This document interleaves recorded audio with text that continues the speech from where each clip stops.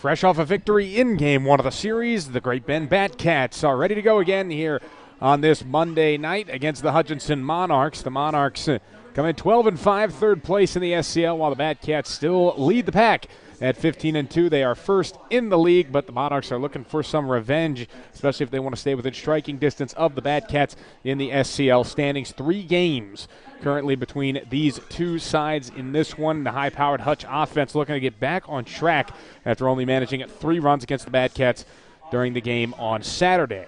We thank you very much for joining us here on the Mad Cats Media Network. My name is Mark McClure, joined today by Braden Tower, and the Cats will send out Dash Albus onto the mound. 2-1 record, ERA just a touch over 3. 30 strikeouts to just 10 walks. And we'll see how he kind of bounces back after a little bit of a rough start against the Newton Slug and Rebels last time out. Yeah, that wasn't his best start ever, and I think he knows that too, so I think he's excited to get back out and get back on the mound and compete. This was a pretty good game in Game 1, I must say. The Batcats took a 4-0 lead in the middle innings. Hutchinson rallied against the bullpen, but the Batcats held them off. George Austin was sensational in the 9th inning, keeping the Monarchs off the board in the final frame to secure that victory. Let's have a look at today's starting lineups for both sides. We will start it off with the visiting Hutch Monarchs. They're coached by Darren McHughes, his 11th season with the Monarchs. And he lines it up like this. Lane Brewster, who was not in the first lineup, will play out in center field. Bryce Logan, another newcomer into the lineup, plays at shortstop. Joey Barron was behind the plate. He'll DH today and hit third. John Jenkins is the cleanup man. He'll be out in right field. Ryan Henderson's at third and bats fifth. Jimmy Bloomberg at second, hits sixth. Alex Burge, who was the DH in Game 1, will catch today and bats seventh. Jenner Steele makes his second consecutive start over at first base in this series. He'll hit eighth, and Austin Schneider, who led off in Game 1, drops to the 9 hole and moves from center to left field. As you can see, again, not a lot of holes in this lineup for Hutch, the way they're swinging it as a group, so Dash Albus will need to tread carefully, especially against the top part of the order. 2 guys hitting over 400 in that group. Of course, the starting lineup is presented by Victory Barber Shop as we take a look at the Mad Cats lineup. And he is back. Yes, ladies and gentlemen, Alex Rogers will DH today after missing more than a week with an ankle injury. He was hitting .378 after his departure against .316. And Batcats surely happy to have his bat back in the lineup as well as his legs. Riley Silva then drops to the 2 hole and plays out in center field. Bodie Waller, who's got a hot bat right now, hits third. Plays first base. Colby Christian, another guy the Batcats are certainly happy to have back in the lineup after hurting his knee against Hayesville. He'll be out in left field and hits cleanup. Coulter Maldonado at third base hits fifth. Cy Schumacher will step in behind the plate and hit sixth. Hunter Gotro at second base hits seventh. Rathan Malone, been a mainstay in that lineup at shortstop, hits eighth. And JoJo Nieves will play out in right field and bat ninth. So Batcats kind of have the gang back together. Oh yeah, it's definitely good to see Rogers and Colby back on the field. And it also gives the Batcats an opportunity to give Simon Larinaga a break after he had played a bunch of consecutive games because they just haven't been able to miss his bat in the lineup. But today they'll get a day off, and they'll hope guys like Colby Christian and Alex Rogers can make up for him not being in the lineup today. Cats are coached by Roger Ward, his 6th season with the Great Bend Batcats. So we're going to step aside here. It's just about time for the national anthem at Al Burns Memorial Field. When we come back, it's the Cats and the Monarchs in Game 2.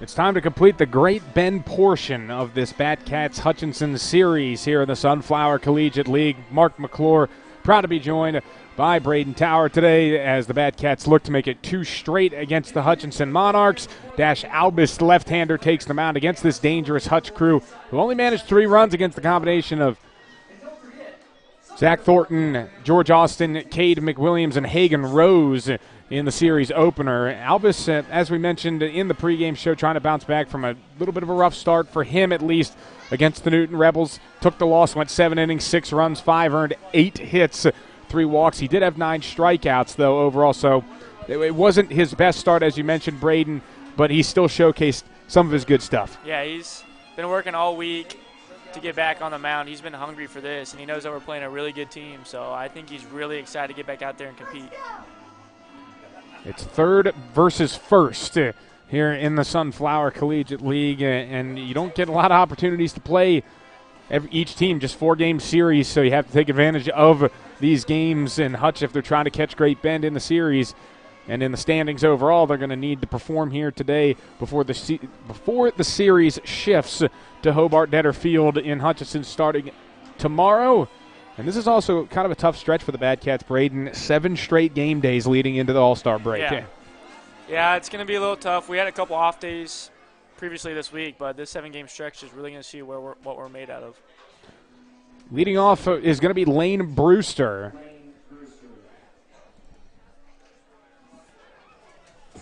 And he'll get us started. First pitch from Dash Albus is fouled off by Brewster.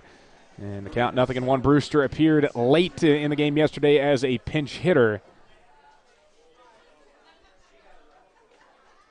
He ended up striking out to end the game against George Austin. Tried to bring in a lefty against the right. He scores the bunt here, pulls back as it was down in the dirt. 1 ball, 1 strike. Brewster out of Sam Houston State did not see game action this season with the Cougars, or the Bearcats, my apologies. Getting all these felines mixed up. Too many cats in this league. Here's the 1-1 outside.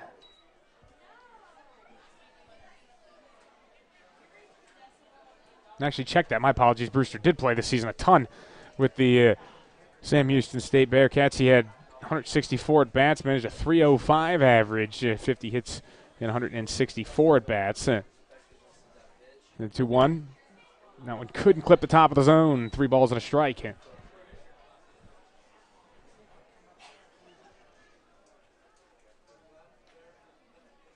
So some danger here for Dash Albus facing the first Hutch Monarch of the day with a 3-1 count. The pitch, and Brewster fouls it away. That'll even this count up at 3 balls and 2 strikes.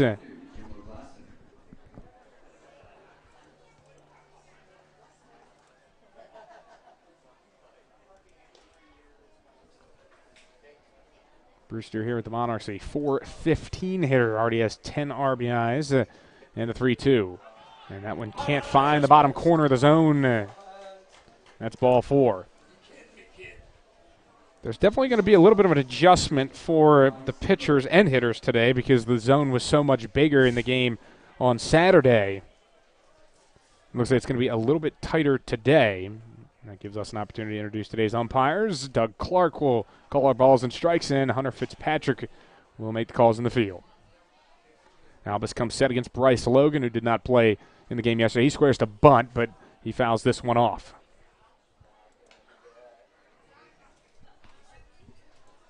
Logan, one of several Hutch Blue Dragons on this team, certainly draws from the community college. And so far this season, he's managed a solid mark, north of 300 for him this season.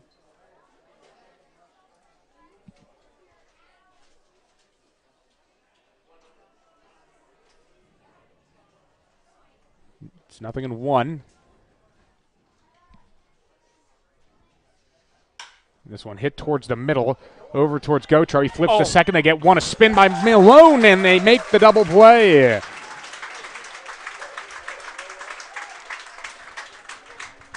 That middle infield really getting comfortable with each other. 4-6-3 ends that threat.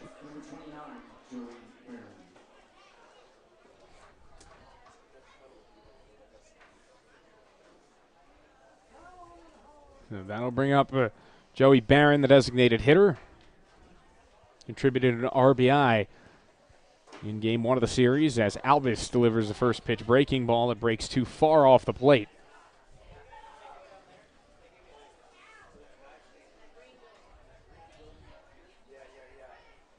So it'll be 1-0 as Alvis into his wind to pitch. That one up high, 2 balls, no strikes. Alvis said to keep an eye out for a different wind-up look today just because he's been having some tightness with his hip flexor coming into his start. We'll see if it affects him at all. Looks like his leg kick's fine there as this one down low, 3-0.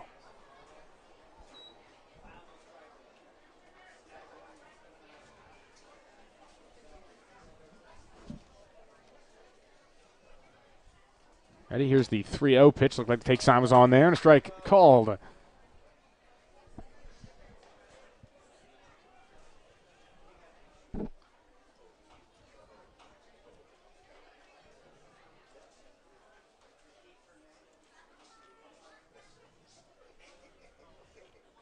Waiting and delivering, Alvis. And that one outside, ball 4. And the catcher, today DH from Incarnate Word, draws the walk.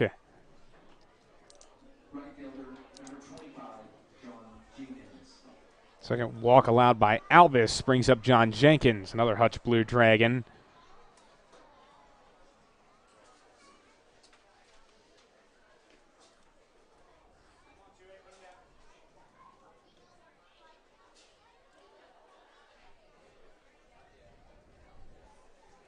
First pitch to Jenkins. His timing was off on that one.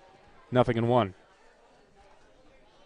Jenkins finished the season with the Blue Dragons where he hit .304 in 69 at-bats, 3 home runs, 14 RBIs. He had some issues with the strikeout, 32 of them last season in those 69 at-bats. 0-1 coming. This one on the ground right side. Gotro strolls over there to make the play, throws first, and that will retire the side. Couple of first inning walks for Dash Albus, but he works around him, posts a 0 in the top of the first as we head for the bottom half. We're scoreless in Great Bend.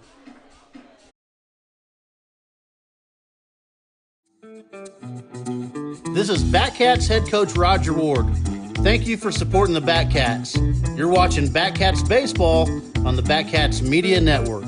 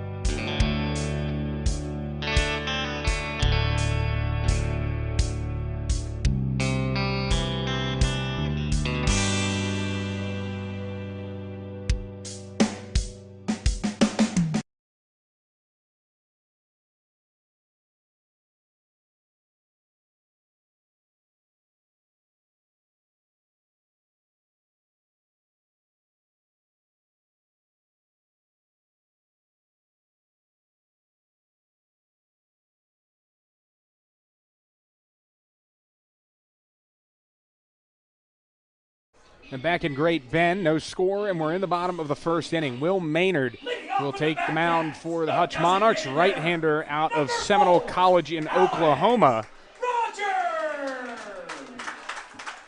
Pitched pretty well so far for the Monarchs. He really can't have any complaints. 1-0 record, and he's given up just 1 earned run in 10 innings. Alex Rogers will step in here for the Batcats, and just a pleasant sight to see him back. First pitch is outside for a ball, and it will be 1-0. Rogers been out since June the 16th. Got hurt in the game against the Sluggin' Rebels. My apologies, not 3-1-6. It was the Sluggin' Rebels where he suffered that injury. He had hit a double and got hurt going between first and second.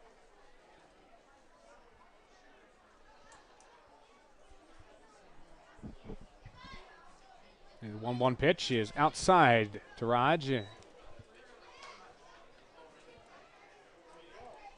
So the count will be 2-1. Even with all of the missed time for Alex Rogers, he still leads the SCL in stolen bases, a tie with Easton Elliott from the Sluggin' Rebels. 2-1 inside. 3 balls and 1 strike to Raj. Trying to get things started for the Batcats.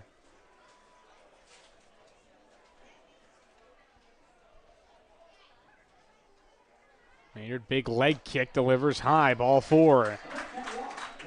And the return for Alex Rogers starts with a walk. And it brings up the center fielder. That'll bring up Riley Silva, who drops from the leadoff spot to the 2-hole. He's one of those guys you can really just plug in anywhere.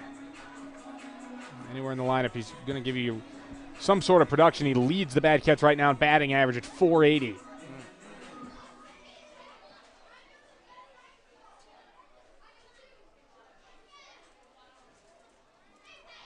And also, should be a surprise to nobody, towards the top of the league in triples as well. Tied for second after his 2 triples against Hayesville in 1 game in the series finale.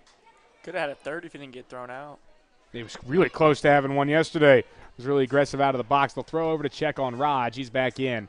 And that is going to be the question for Alex Rogers. Is he still going to have that aggressiveness on the bases? Does he have the confidence to go with an ankle injury? And that one downstairs. 1 ball, no strikes.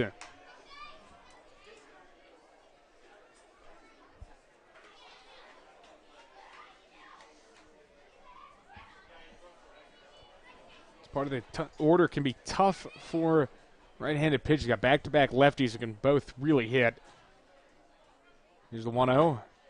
And that's a strike called on the outside corner, 1-1. Hadn't been a strike yet all day right there, but Maynard gets the benefit of that call.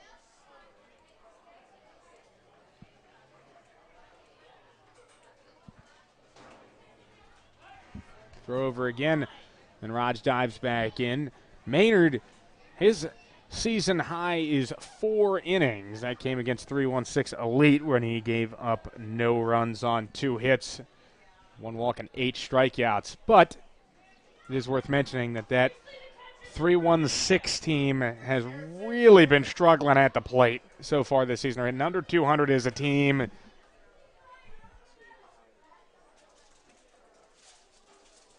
He has pitched well also against the Diamond Dogs, as this one's ripped to the right side. This one gloved by Bloomberg. He throws to second to get 1. Did Silva beat it out? He did it first, so it'll just be a fielder's choice.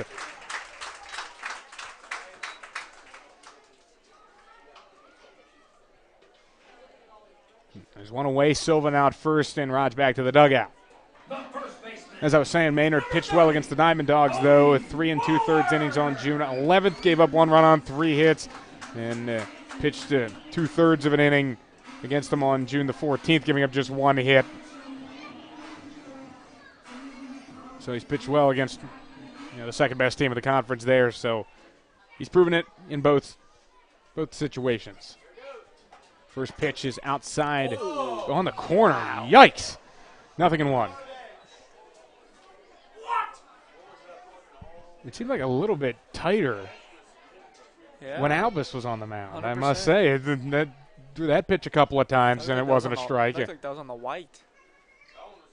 Other batter's box. And this will be a strike called at the knees, 0-2 to Waller. He's behind 0-2 Bodie hit his 3rd home run of the season in the last game. Just a deep shot over the tall wall in right field, almost put it in the tennis courts.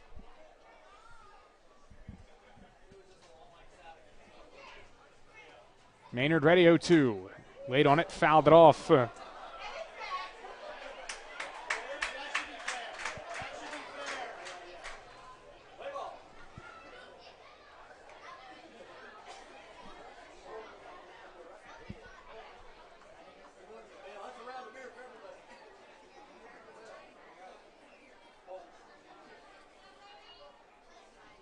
Long wait here for Maynard.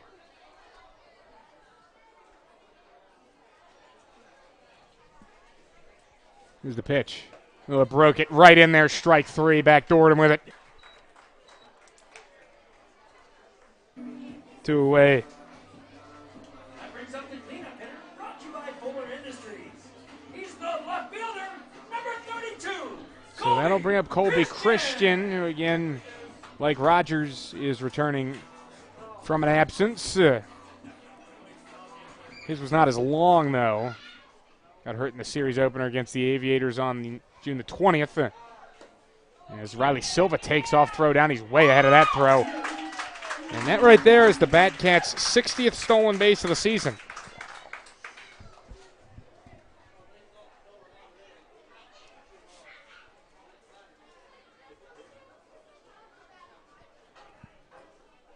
Now the Batcats with an opportunity. Batcats with an opportunity to pick up an RBI here if Christian can get himself a knock.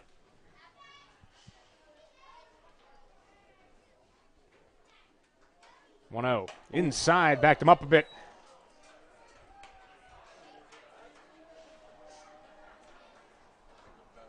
Christian trying to shake himself out of a funk that he had going into getting hurt.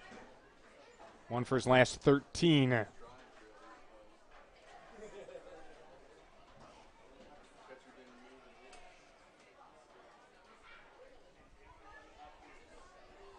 Here's the 2-0. That was a funky move there outside. 3 balls, no strikes.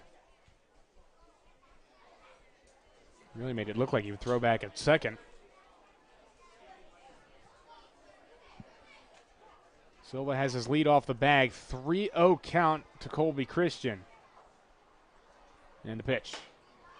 Take there for a strike, 3-1.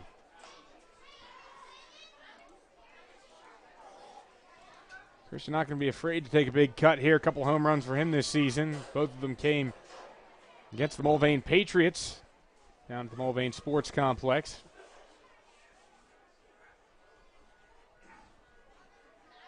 And the 3-1, swing and a miss. 3-2.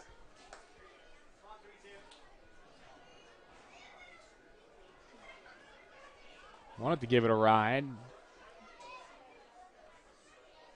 Couldn't put bat on ball, though, as the count is full. Riley Silva on second base. Colby Christian at the plate. No score here in the bottom of the first inning. Maynard with a look back at second. The pitch. Swing and a miss, and back-to-back strikeouts end the Batcat threat in the bottom of the first inning as both pitchers put zeros on the scoreboard in the first. As we go to the second, it's 0-0 in Great Bend.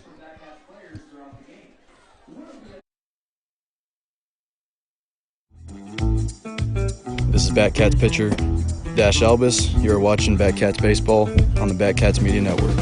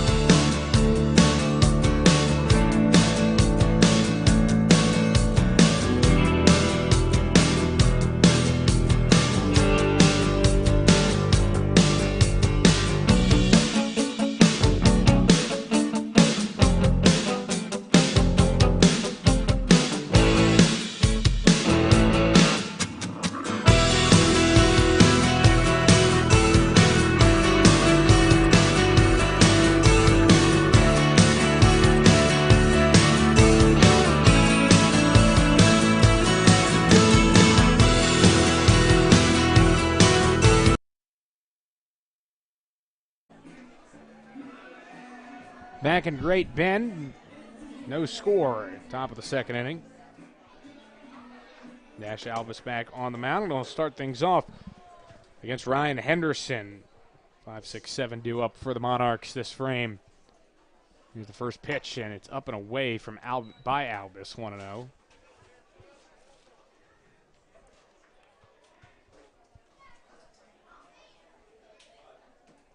1-0 pitch. Down low and in. 2 balls, no strikes. Albus has struggled to work ahead of batters. That's kind of led to some of his struggles recently. And here he is again, working with a 2-0 count. Swing and a miss there as the helmet comes flying off of Ryan Henderson.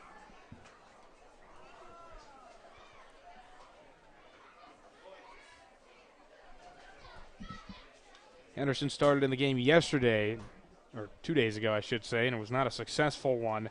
3 strikeouts, 0 for 4.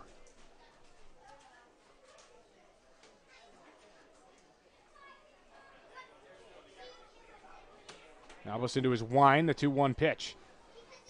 Down low, 3 balls and a strike, and that may have hit Cy Schumacher where the sun don't shine. And he's down behind the plate.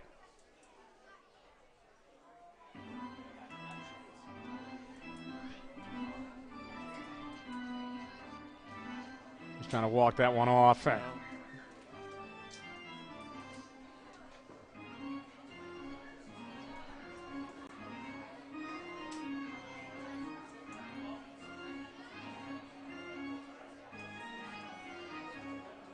Takes a deep breath there as he gets ready to get back in the crouch.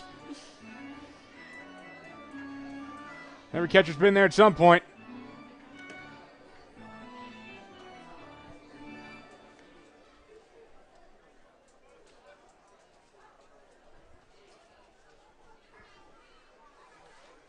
So it's a 3-1 count to Henderson. Here's the pitch. That one too high. 3rd walk for Albus through 1+ innings. And this will bring up Jimmy Bloomberg. Bloomberg plays at Fullerton College, junior college out in California.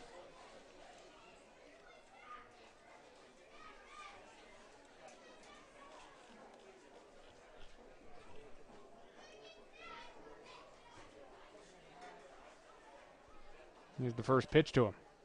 Fouled back.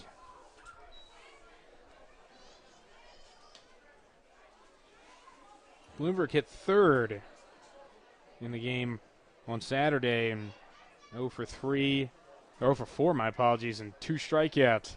Reached once on a fielder's choice, but still not a lot of production out of him, so he has slid to the 6 hole. Here's the 0-1. Up high. 1 ball, 1 strike.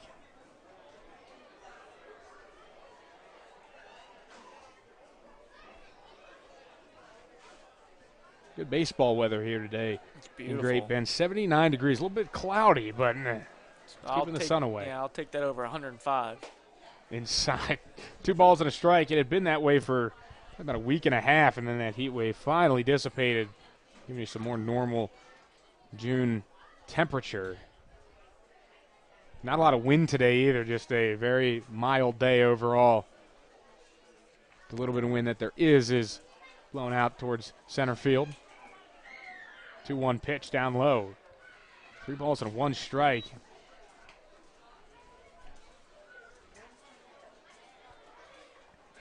Alba steps off here, trying to get himself back in control. 3 walks already, on the verge of a 4th.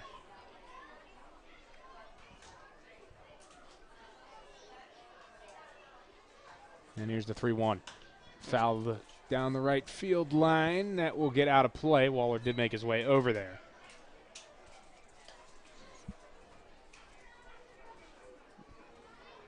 And it'll be a full count here to Bloomberg.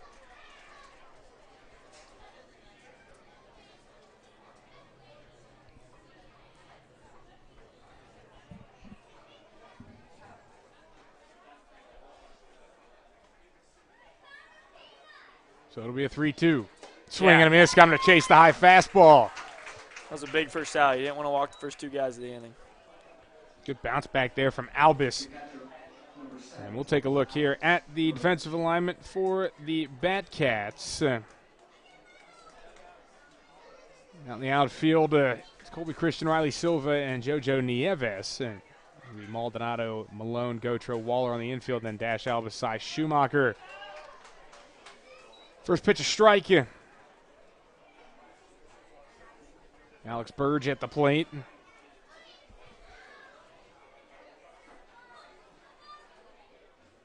And here is a throw over to first base. Henderson gets back in. Burge 1 for 4 as the DH in game 1 reached on an error. Did drive in a run. It's the 0-1 pitch.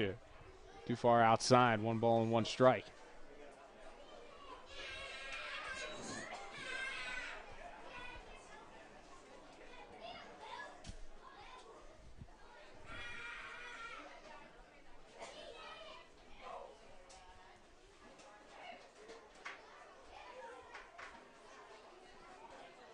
One.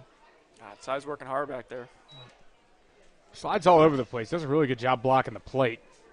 And I think that gives a lot of confidence to the arms that throw to him, because he can really throw anything you want. You have confidence that if you spike it, he's going to get in front of it. Now, certainly he's going to be a little less mobile out there for the time being. Like we said, got hit below the belt earlier this inning.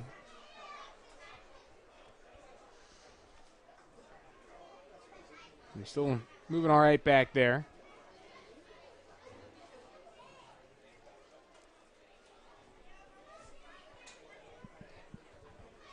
So the count will be 2-1.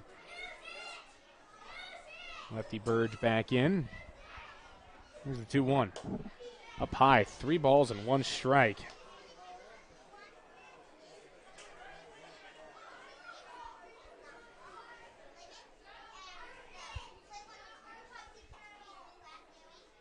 Albus trying to battle his way back in the 3-1. This one sharply grounded right side foul.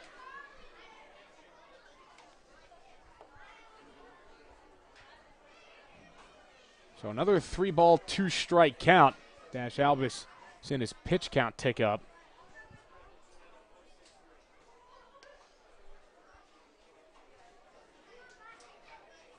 Worked out of the last 3-2. Let's see what he does here. That one can't make a play on. As this one up and away. Ball 4 gets to the backstop. So I'm going to put Ryan Henderson on second.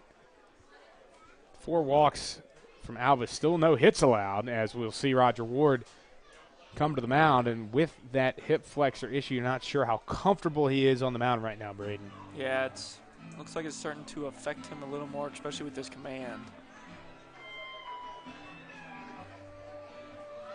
Hutchinson Monarchs, back-to-back SCL champions. They are the proud owners of the highest ever player drafted in the Sunflower Collegiate League. Played for the Hutch Monarchs in 2019, Colton Cowser.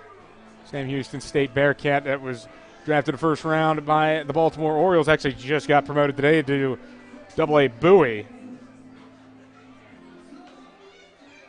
Played 9 games for the Hutch Monarchs. Back during that 2019 season, 5th overall pick to the Orioles. Wow.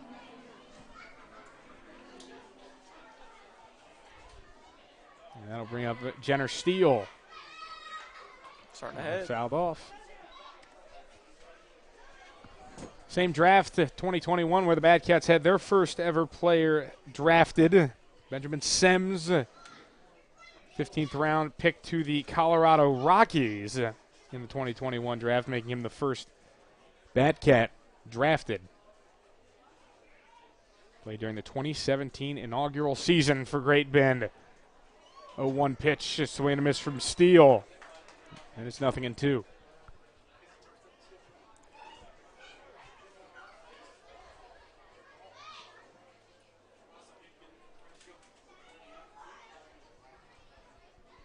Alex Burge on first, Ryan Henderson at second. 0-2 count. Albus trying to work out of trouble again. The pitch. This one floated right side. No man's land. Drops a base hit. Henderson will be waved around third. Nieves can't barehand it in right. And that gets the runners on the corners, and it's an RBI single for Jenner Steele to give the Monarchs the 1-0 edge.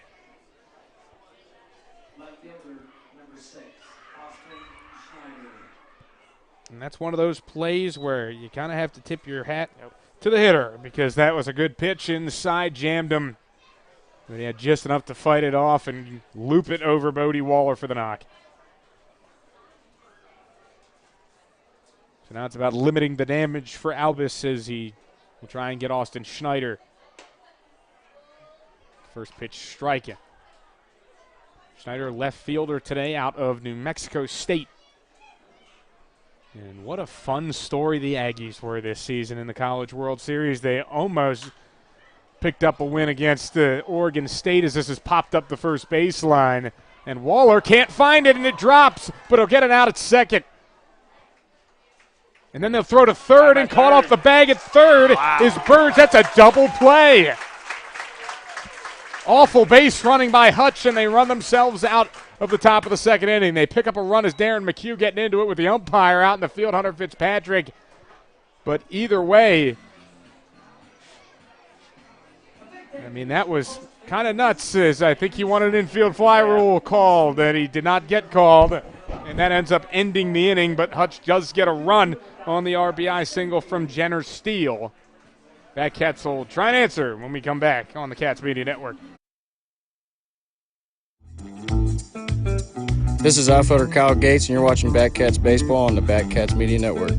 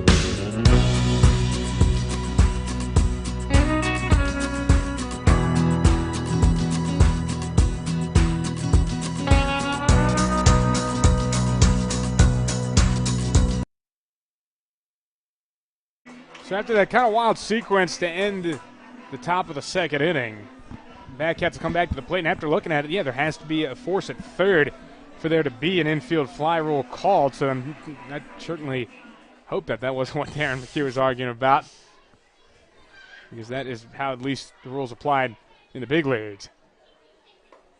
First pitch strike to Colter Maldonado, 0-1.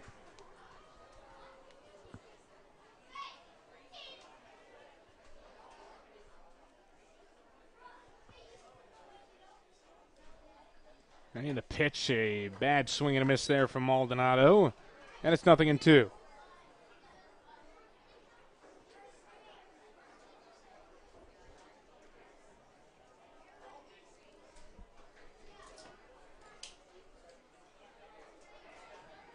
Maynard ready to deal, setting up outside, and that's too far outside.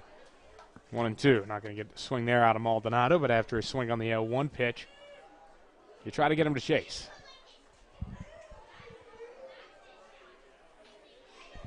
Here's the 1-2. Quick pitch. Got him to foul this one off, though. Good job by Maldonado to get his bat to that one.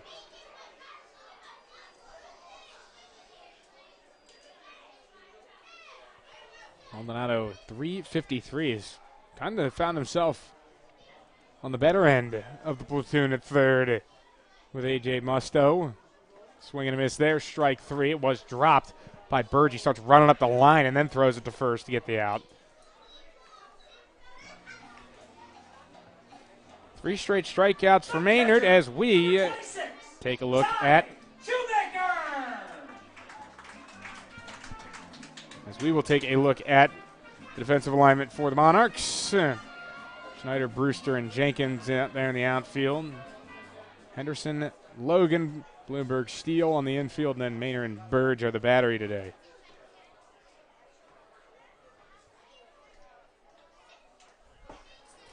There's the pitch to Cy Schumacher. That one outside, 1-0. It's in the 3-man rotation at catcher.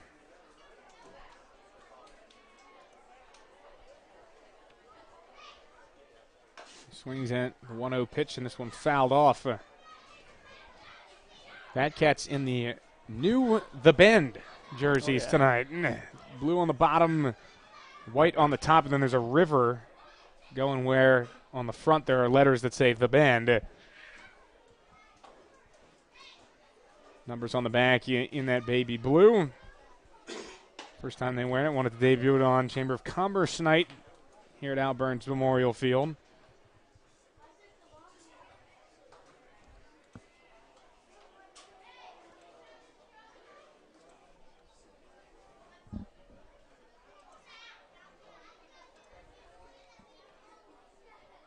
Here's the set and the pitch.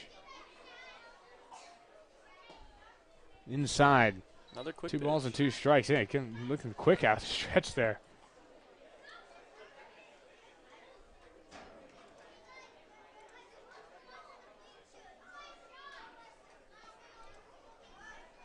Two balls, 2 strikes. And here's the pitch. Up and away, 3-2 to Schumacher.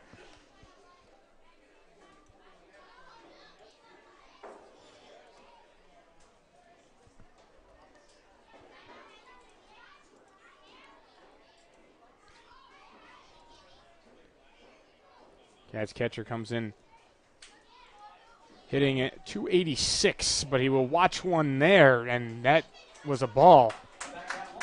It looked like Doug Clark wanted to punch him out there. He made the turn, but then he threw an arm up too. Just let it go for a walk. And that'll bring up Gotro. Number 16, Hunter Gotro.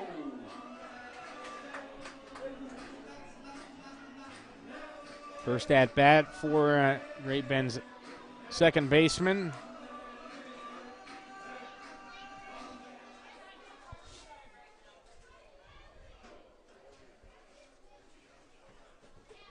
First pitch. That one a ball. Good take from Gotro, 1-0.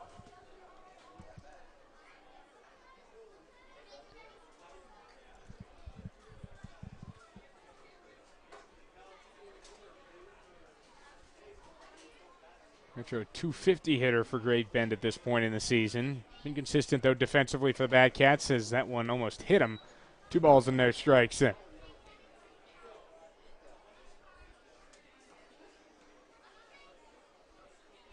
Freshman season for Gotro at Nicholls State before dropping to junior college.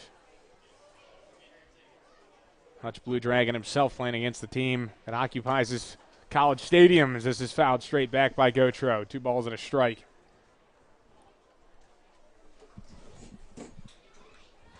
Cats still looking for their first hit of this game. They've had a couple guys get on walks. They haven't made much hard contact against Maynard.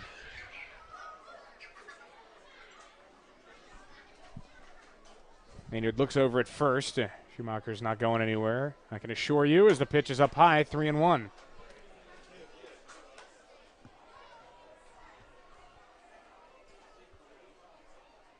Good hitters count here for Gotro.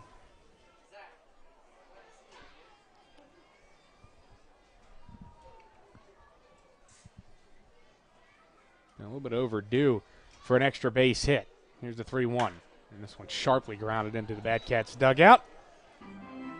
Run vacated down there pretty quickly.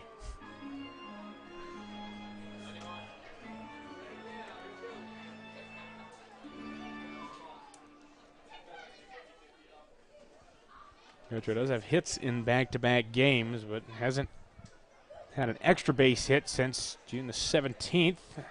Notched one against the Sluggin' Rebels. It's been more than a series for Gotro since he's really driven the ball. 3-2. Check swing. That's ball 4. They will appeal, and Hunter Fitzpatrick says no swing.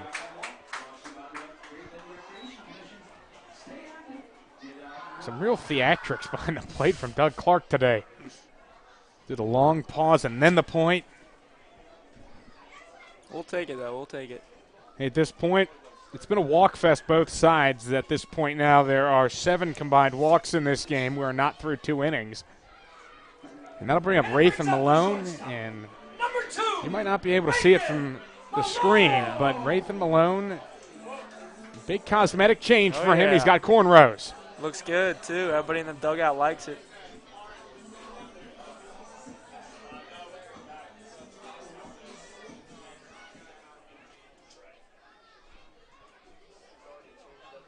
First pitch, swing and a miss.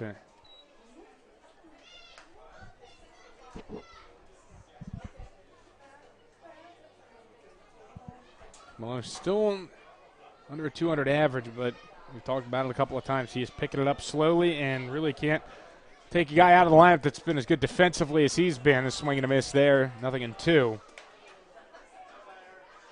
Been a vacuum over at shortstop all season long.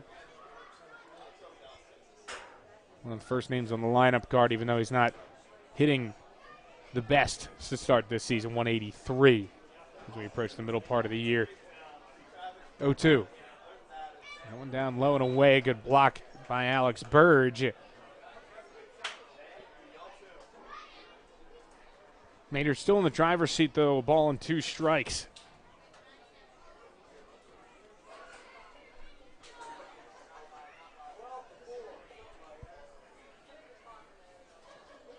Here's the 1-2.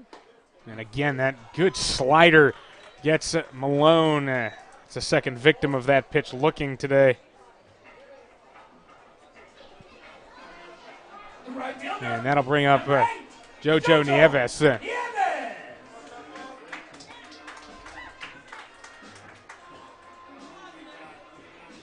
Nieves trying to shake out of a funk over his last 7 with 5 strikeouts. He has struck out at least twice in his last 4 games.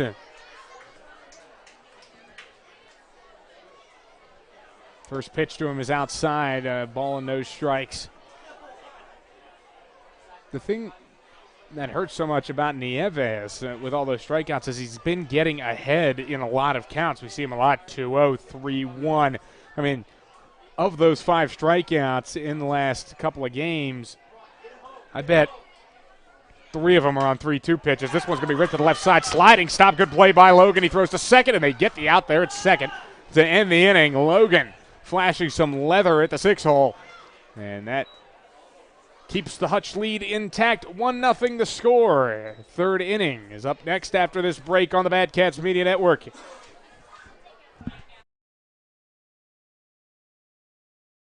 Right here in the center of the whole USA, on the bend of a river, in the heart of the Sunflower State. Great people, great places, great band. You've got a day, a weekend, or a lifetime to spend with so many things to offer. Come again and again for great people, great places, great band. Great people, great places, great band. We've all heard what they say about us. Flyover state, middle of nowhere, a bunch of country folk. Go ahead and fly on over. There's nothing going on. Nowhere to be. And yeah, we've got a lot of hard-working, entrepreneurial, best neighbor you could ask for farm families. We're proud of Kansas, and that's why we built our entire network for it. Next Tech Wireless, keeping Kansans connected.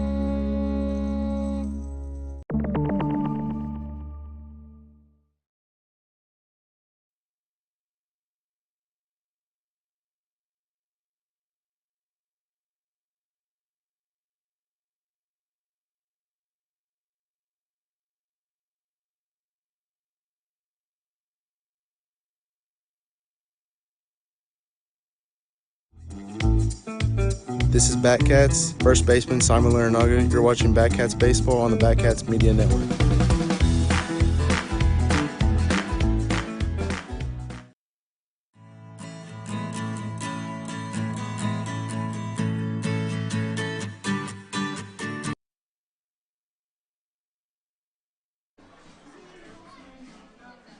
Game off to a bit of a slow start here in Great Bend.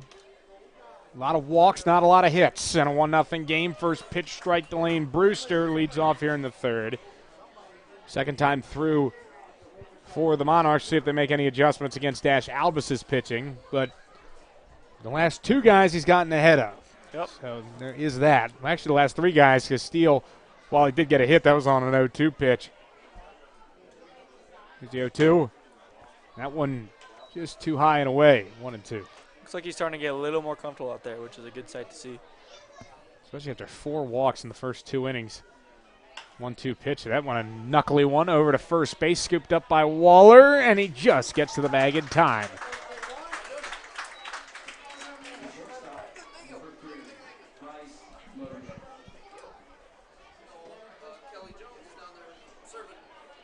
And that is the first out of the inning. It brings up Bryce Logan, who grounded into a double play last time at the plate.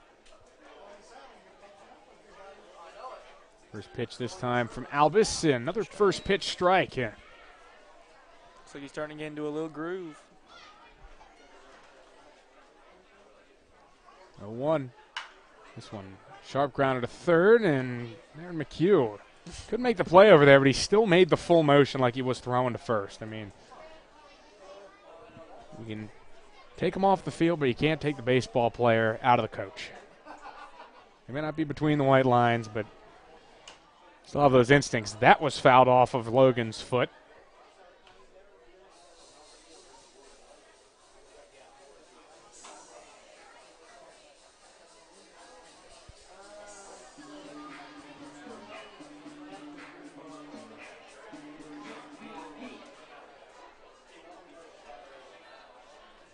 Oh, 2. That one way up high.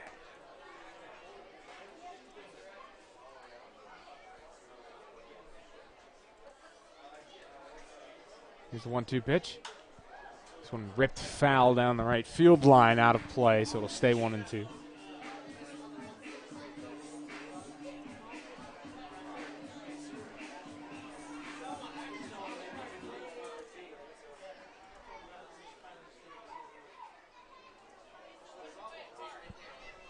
One, 2. And up high as well. 2 balls and 2 strikes.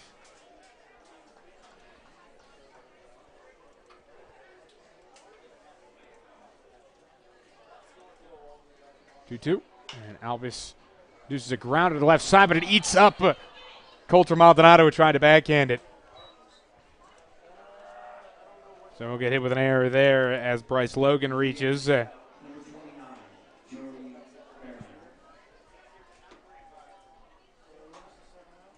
First runner this inning, my apologies, for the Monarchs, and it brings up the 3-hole, Joey Barron, who walked his first time around.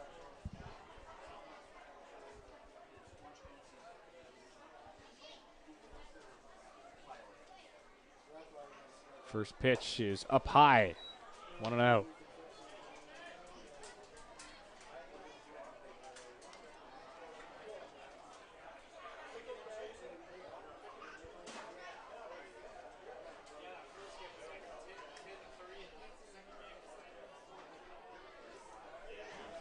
Throw over from Albus, little loopy one, not really a chance to get a pick off of Bryce Logan as he's back in there at first.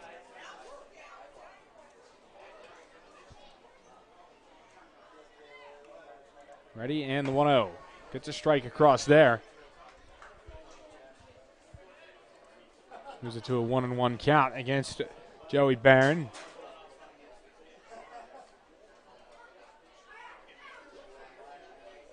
Logan with 3 stolen bases, so he's someone to keep tabs on out there. As this one gets away from Schumacher, so he doesn't need to steal second base. He'll just get there on that wild pitch from Dash. 2-1 count as Hutch tries to pad the lead. They played the entire first game of the series from behind. That run in the second inning was the first time they led all series.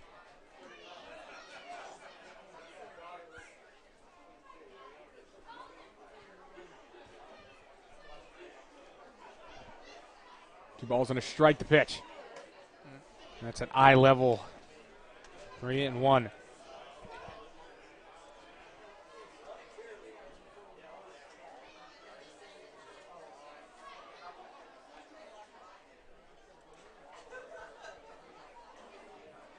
There's a step off from Albus.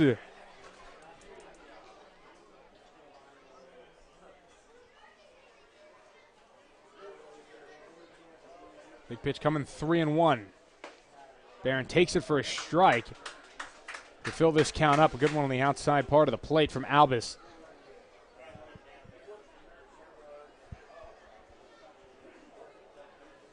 Biggest issue with Dash has just been a lot of pitches, even when he's gotten outs. Seems 3 or 4 pitches each at bat as this one down the first base line, and that's a fair ball as it heads towards the corner. It actually stops out there on that long grass. Nieves picks up and throws to second, but Logan scored, and it's an RBI double for Barron. 2-0 Hutch.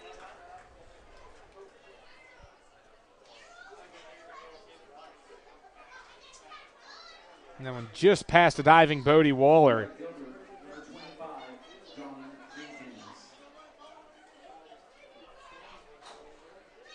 As Albus gets tagged with an unearned run. That'll bring up John Jenkins. First pitch to him. Inside, 1 ball and no strikes. Jenkins grounded out his first time he faced Ash.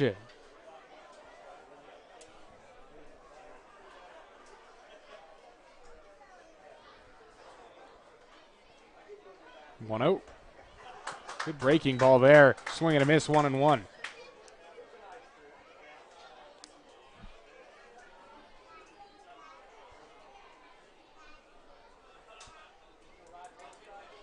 Barron with that RBI double leads off a second base. Jenkins at the plate as the 1-1 to him. Swing and a miss there. Good back-to-back locations there from Albus. Buried one in the dirt, and that one was near the top of the zone. Now Jenkins guessing on what could be coming next on this 1-2 pitch.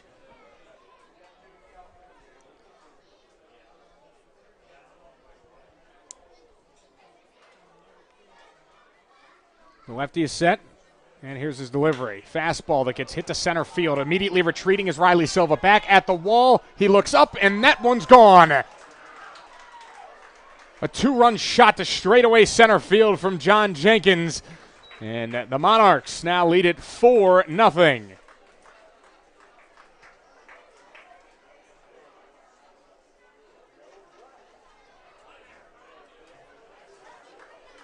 You're behind in the count. Sometimes you sell out fastball, and Jenkins got one.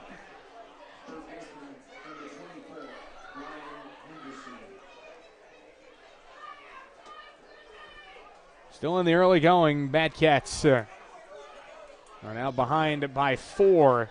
Ryan Henderson to the plate and the first pitch low. I think this Braden's a spot where you just need a hard reset if you're Albus on the mound.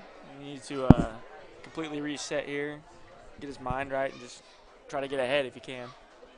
1-0 pitch. Flare to foul by Henderson. 1 ball and 1 strike. Henderson with a walk and a run scored his first time coming to the plate in the second inning. Back-to-back extra base hits by the Monarchs. That one's down low. 2 balls and a strike.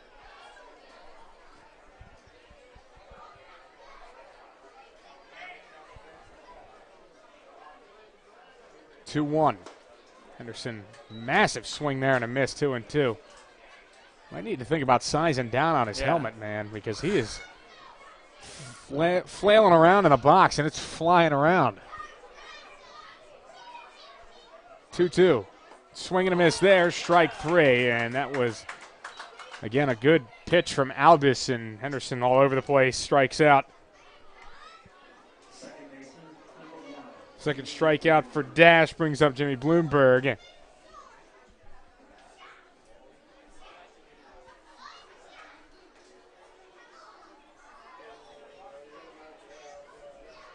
Here's the first pitch. This one hit right back up the middle. That'll be a base hit for Bloomberg. Monarchs now have 4 hits against Dash. And that extends this top of the third inning for Alex Burge.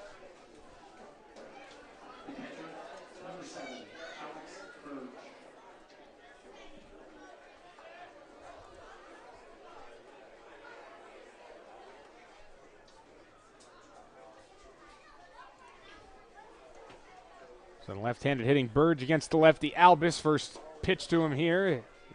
Too far outside. Burge walked his first time up.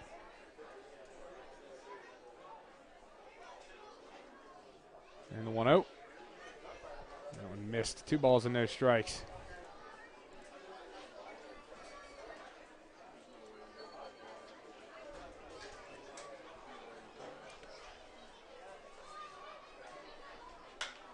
This one swung on and driven to second, but caught by Gotro, and that will retire the side. But 3 runs get across the plate for the Monarchs. Primarily was that 2-run home run from John Jenkins that hurt Great Bend. And they're going to need some help from the offense sooner rather than later. We'll see what happens in the bottom of the third when we come back.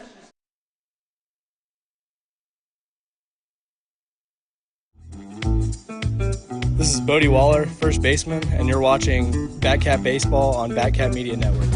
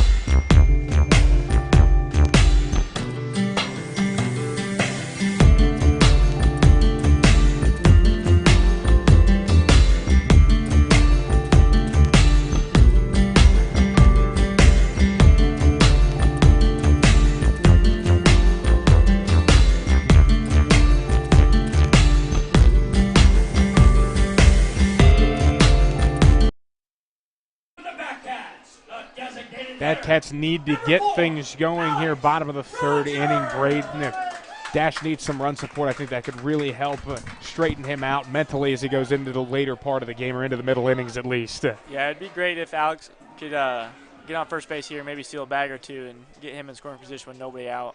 See if Silva can't drive him in. 0 for 0, 1 walk for Rogers in this game. A swing and a miss there on the first pitch, 0-1. Roger taking batting practice the last couple of days, just waiting to get an opportunity to come back into the Batcats lineup. Got the opportunity as a DH today. And that's usually how Roger Wood likes to ease guys back into the playing time, as 1-1 count after that one missed.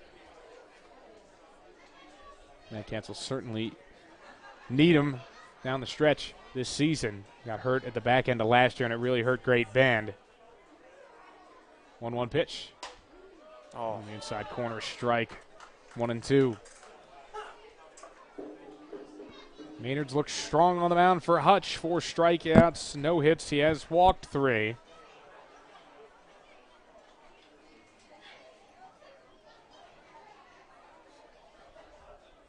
As the sign from the belt, here's the pitch. That one outside, 2-2.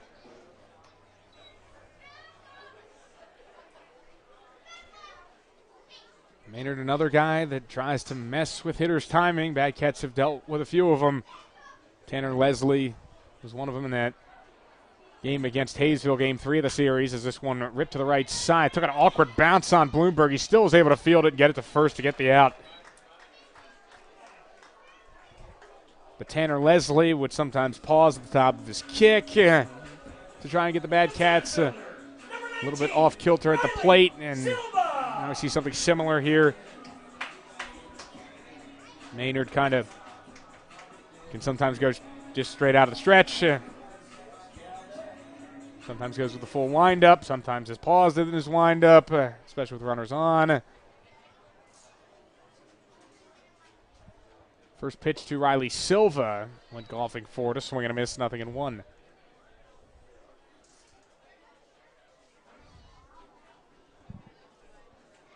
Silva reached on a fielder's choice and then stole second in the first inning, but he was stranded there.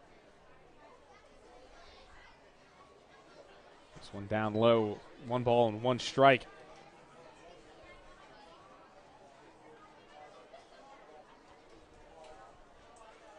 Cats have had a runner in scoring position in the bottom of the first and the bottom of the second, but they've been short the big hit. 1-1. Outside, 2 balls and 1 strike, and Bad Cats had a lot of issues with that early in the season. They cleaned it up as league play started, but if you're talking the beginning of the year, a lot of that non-con against Dodge City, and even the first league series against 316, I mean, they were leaving 7, 8, 9, 10 guys on base. As this one's outside, 3-1. And those issues are kind of coming back on the Bad Cats right now.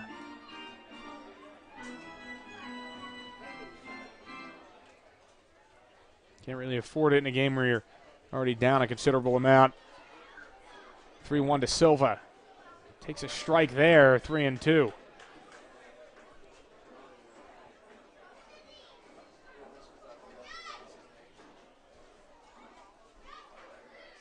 Seems like Maynard on the mound's prioritized when he's missed. Make it a ball, not over the plate, as this one hit out to center by Silva. Took some time to track it down, but Lane Brewster makes the catch in center field.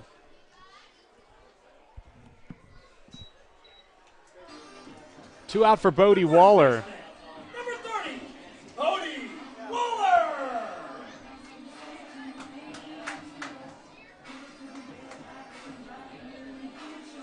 Waller caught looking. A really good backdoor slider got him his first time up.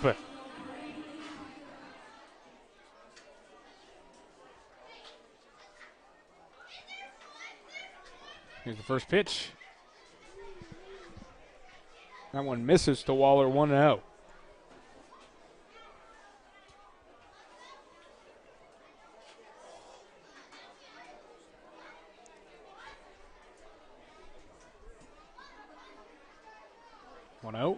Inside, 2 balls and no strikes. So Waller in a good hitter's count. No real shift on for Bodie, to be honest. Pretty straight away in the outfield, on the infield. Steals guarding the line at first. Pretty good hole on the ground to the right side, though, the infield, as this one outside. 3 balls and no strikes for Waller. Everyone knows what he can do when he swings away. Curious to see if he's got the green light here or not. There's a couple of guys that Roger Ward likes to give it to, and it's normally his power guys in the middle of the lineup, so I think that applies to Waller. 3-0. It's a good take. Does take that one. It's a good pitch to get back in the strike zone, 3-1. But now Waller certainly a chance to swing away here. Roger Ward pretty aggressive in the 3-1 count, especially with the Cats behind. Here's the pitch. And ball 4, Waller walks.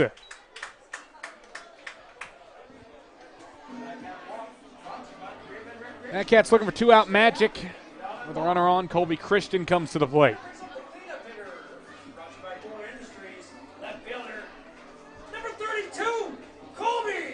Colby struck out swinging his first time up. It was a frustrating 1-2. Got up 3-0 in the count, and then 3 Strikes across, and he was back to the dugout.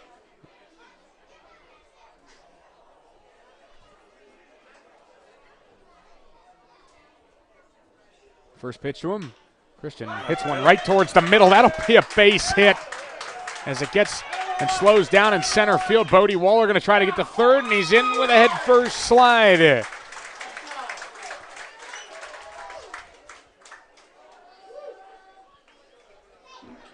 Batcats' first hit of the game there, and that was a jam sandwich. Yeah. Number 3, Coulter Maldonado. Managed to fist it really up the middle for that base hit. And can the Batcats get on the board here? Coulter Maldonado needs a hit. Strikeout in his first battle with Maynard. First pitch, that one down low.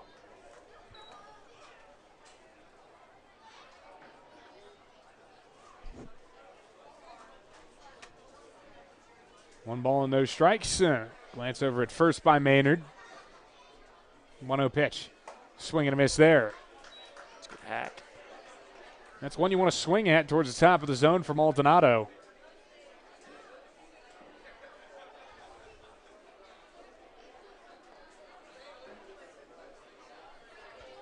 Waller's at third, Colby Christian at first.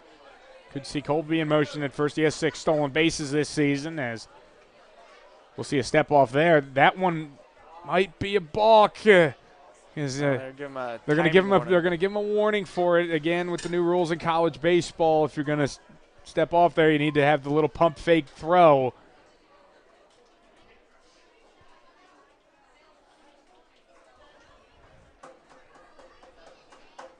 And the 1-1. Swing and a miss there, 1 ball and 2 strikes. And some guys still forget about it. Oh, yeah. I personally don't like the rule, but it is what it is.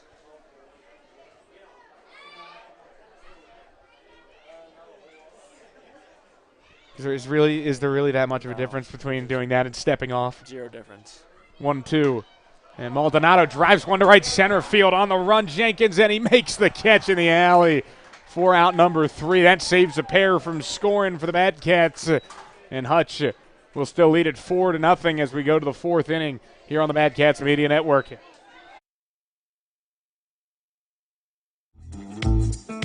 This is Alex Rogers. You're watching Batcat Baseball on the Batcat Media Network.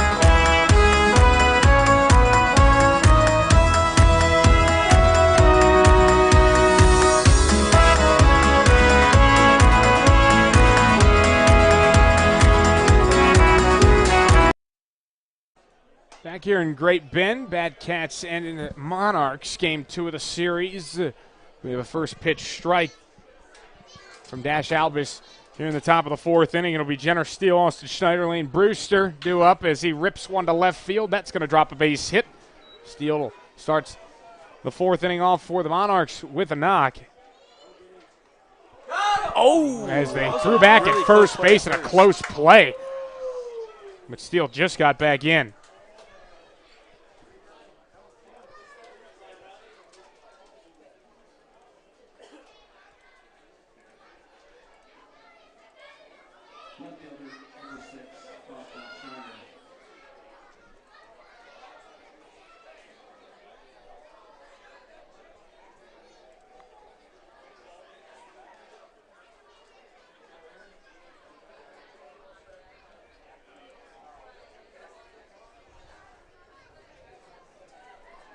So a swing on the first pitch here from Schneider. That one out towards right center field. Nieves tracks it down for the catch. And that'll bring up the top of the order and Lane Brewster.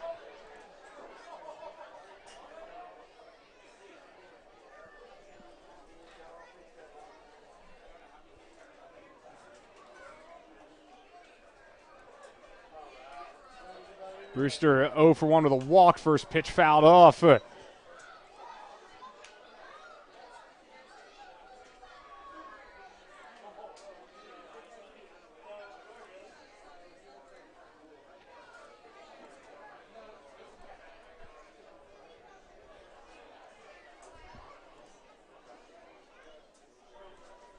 Ready in the pitch.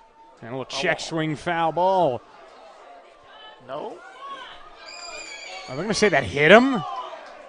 Oh, come on now. The check swings, normally that one's going to be a strike. You're not trying to homer it here, but I mean, that's a tough call for the Bad Cats. Albus, you're struggling a little bit, and it's tough. You got the swing, and even it looked like Brewster looked surprised that was called like it was.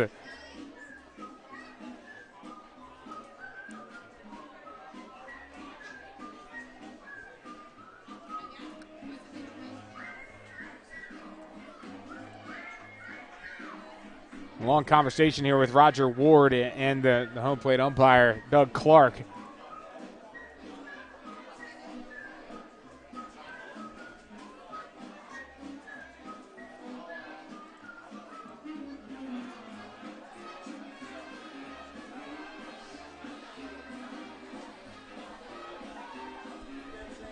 And again, he'll come out. Now he's just going out to talk to Dash Albus, though. Is there maybe a change here? Not sure, as Albus again has runners on and fourth inning, and you don't want it to get too much farther away from you if you're the Bad Cats. It's one of those tough situations either way, though.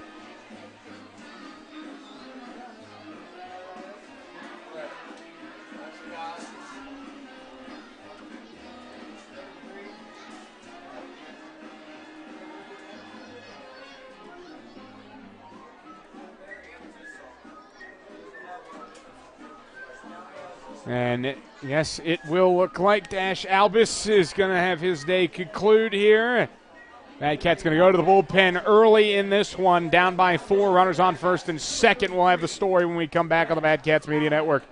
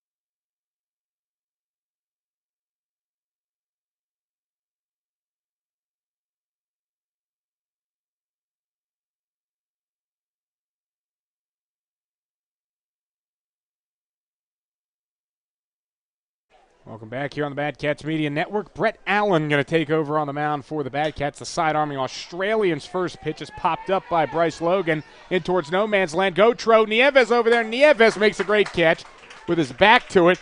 Trying to tag to third is Steele, and he gets in there. And Brewster over to second. As he was a little bit late to tag, but he followed, as they teach you. And he gets in there.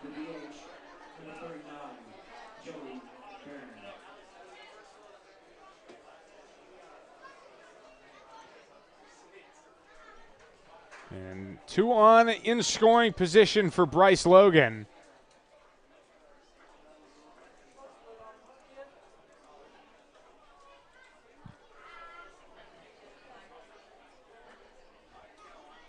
Logan 0 for 2, reached on an error his last time up, looking for a hit here. Hits this one in the air, foul ground left side.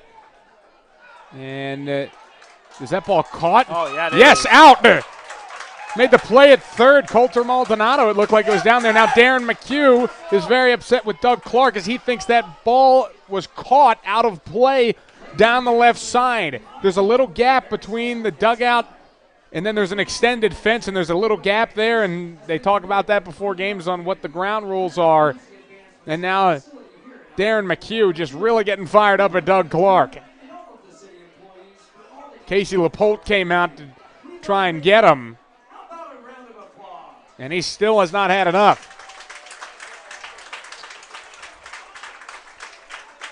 That's one of those tough plays down the third base side here at Al Burns because there's little openings where the construction still isn't 100% done. It's playable, but there's those little gaps down there. And Darren McHugh thought that catch was made out of play, but the umpire's going to hold the call as it is, and we'll go to the bottom of the fourth, 4-0 game.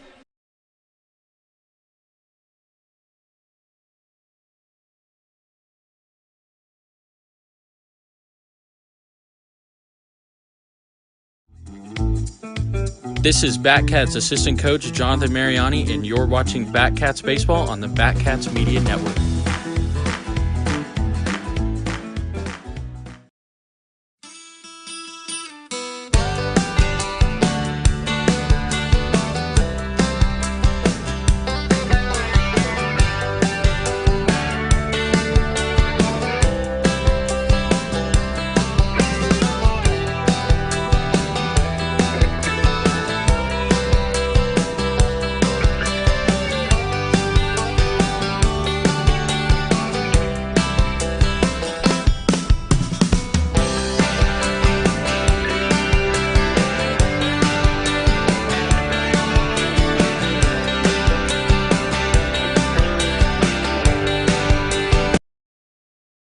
And we are back here on the Bad Cats Media Network. Great bend ahead, or behind, my apologies, 4-0. After that last out by Bryce Logan, that was a little bit controversial in foul territory. As Cy Schumacher leads off with a pop-up behind the bag at second base, and it'll be caught by Bloomberg for the first out.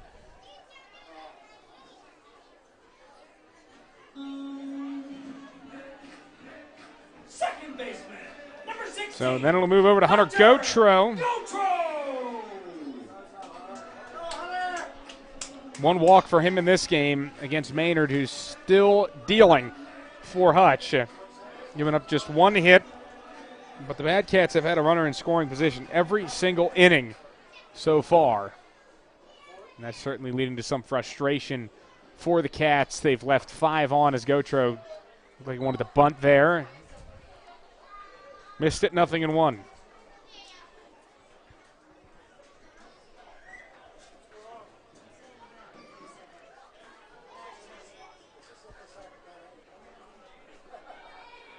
Maynard ready to deal again. 0-1 pitch. Check swing, and that was down low. They appealed to first for that check swing, and Hunter Fitzpatrick said he did not go. 1 ball and 1 strike.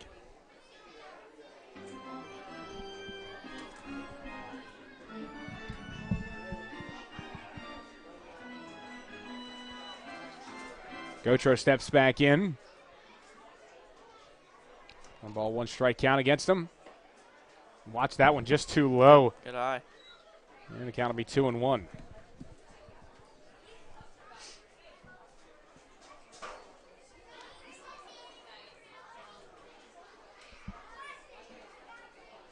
There's the delivery. Down low, 3-1. So Gautreaux, really an opportunity for him to get this Batcat offense out of neutral. And take a healthy swing here. 3-1 from Maynard. Way inside. Backed him off the plate. That's ball 4. And again, the Batcats get a base runner. Had one in every inning, and now it's just about finding a way to bring him around. That's the 5th walk allowed by Maynard on the mound. And it brings up the shortstop, number 2, Rathan Malone. Batcats need production out of this bottom of the lineup. Rathan Malone and JoJo Nieves, the next 2 up. Malone caught hooking his first time around.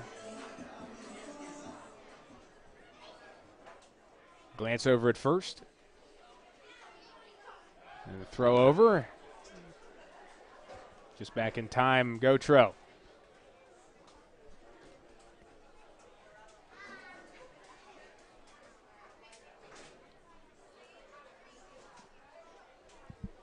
And the delivery inside. 1 ball, no strikes to Malone.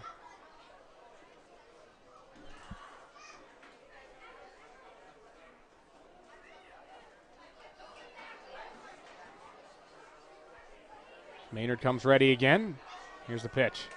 Upstairs, throw down to first by Burge, and Gautreaux back in.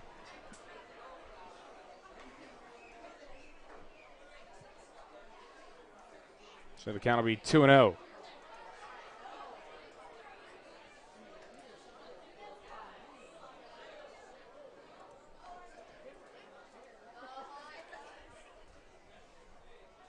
And the pitch. On the inside corner to Malone, 2 balls and a strike. So Maynard gets one across on Malone to avoid the 3-0 count.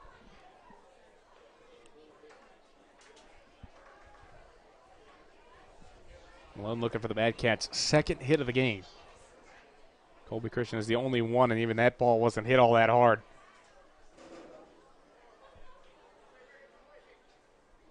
Honestly, it was Coulter Maldonado to end the last inning. Probably hit the ball the hardest all day, but fly out to right center turned into is this one a strike at the top of the zone, 2-2.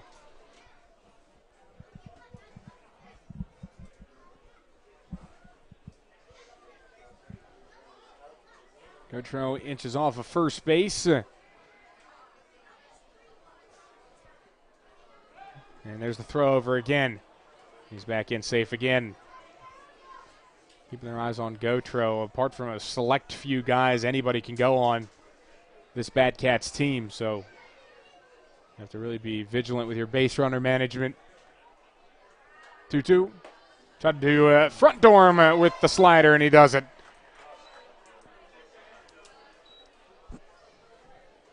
Malone caught looking for the 2nd time. 5 strikeouts for Maynard brings up JoJo Nieves. The right fielder, number 8, JoJo Nieves.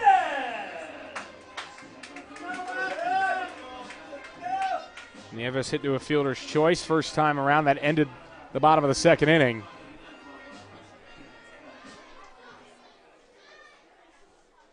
Here's the first pitch to him. This one hit to the right side. A great hit and run by Roger Ward, and that's going to allow Gautreaux to get to third base. That's not a hit if that hit and run's not on. That was a great piece of hitting. Hit it where they're not, as JoJo Nieves takes advantage of the runner being in motion, and here the Cats are again. Runner on third, and Alex Rogers this time. Trying to avoid the Cats leaving even more men on base.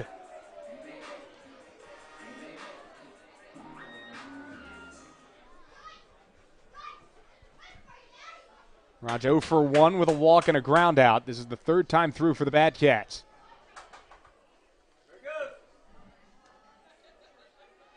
Here's the pitch, fouled back by Rogers.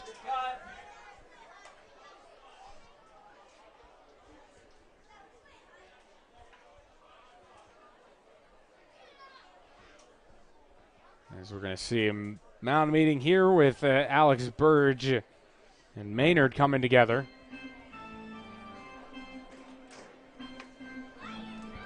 Will Maynard strong so far. He's got 3 2/3 innings pitched, 5 walks, 5 strikeouts, 2 hits, no runs. There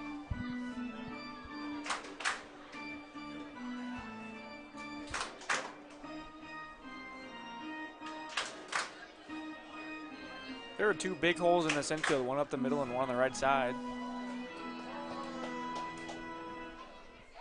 They throw over at first base, and Nieves just scrambles back in time.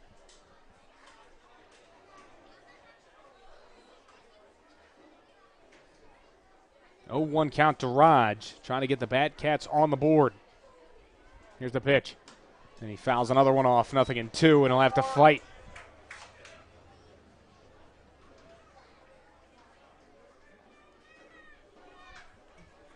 You can give credit to whoever you want to. Or give discredit to one, I should say. You can give credit to Maynard for his good situational pitching, or get on the Batcats for their lack of situational hitting in this one so far.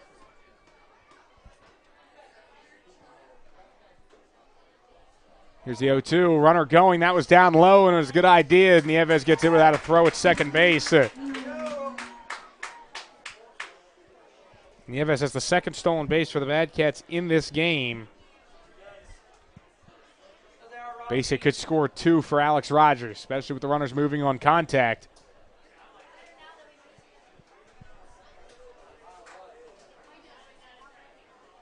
And the 1-2. He fights this one off right side, but it's caught by Jenner Steele, and that ends the inning. And the Batcats have now left 7 on base in 4 innings, and they still trail by 4 as we go to the 5th inning here on the Batcats Media Network.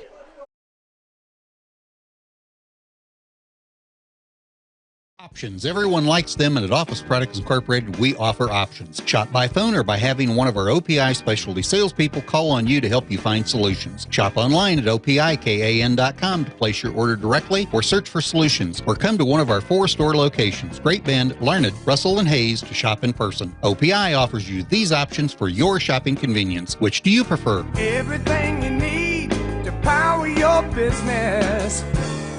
OPI. In today's world full of change, it's nice to come across the simple things like consistency, reliability. And when it comes to the comfort in your home, one thing you won't have to worry about is the reliability of a Lennox furnace and air conditioner. Steeder Contractors has been your Lennox dealer in Central Kansas for over 37 years. We've beefed up our inventory and are prepared to deliver the same quality Steeder service that you've come to expect. When you need a high-efficiency heating and air system, rely on Steeder Contractors in Great Bend for service you can depend on, prices you can trust. Back in Great Bend, 4-0 in the top of the 5th inning. And the leadoff hitter will be Joey Barron, so a tough group coming up here for Brett Allen in long relief. 3, 4, and 5 as he tries to keep this as a 4-0 game.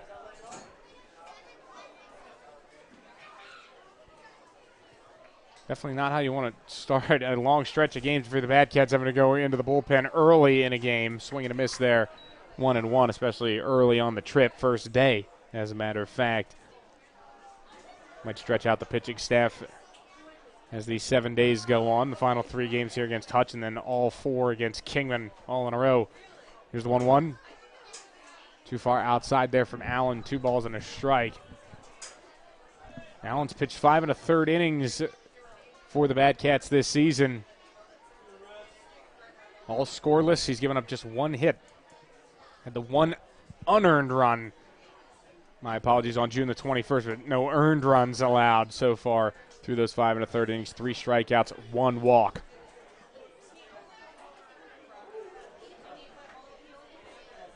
The 3-1 count to Barron. Here's the pitch, and this one popped up. Left side, and Maldonado has to make a late adjustment, but he makes the catch.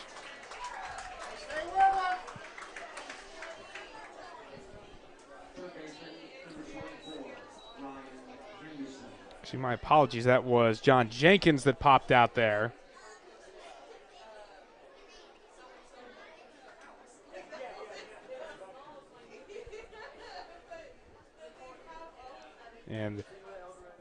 Now it's Ryan Henderson. A pause and a pitch there from Allen outside. 1 ball, no strikes to Henderson. 0 for 1 with a walk and a run scored. And that one gets to the backstop. 2 balls and no strikes. Allen off kilter as well to start this one.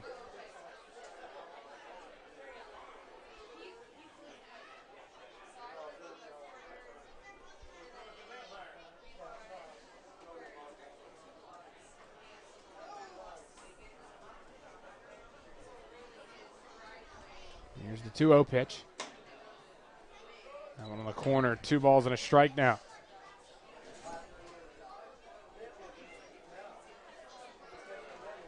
Allen starting to find his rhythm here, 2-1. Swing and a miss there, 2 balls and 2 strikes. Doesn't take a lot to get this guy going. It's like a microwave. He gets fired up really quick.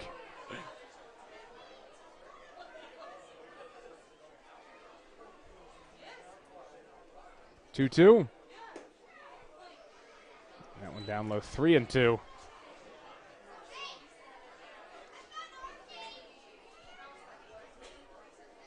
Full count to Henderson.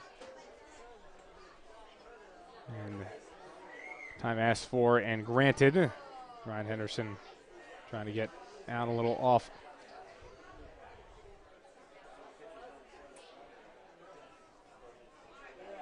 And the 3-2. Swing and a miss, got him. First strikeout for Allen.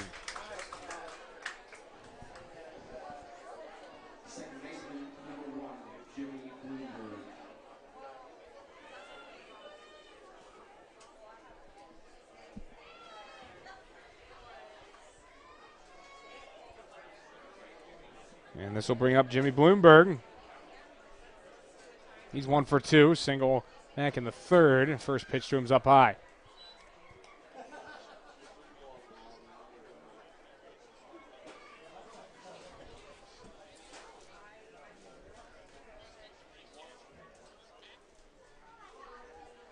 Ready, and the 1-0. And that one drops in beautifully. Gross. And it's 1 ball and 1 strike.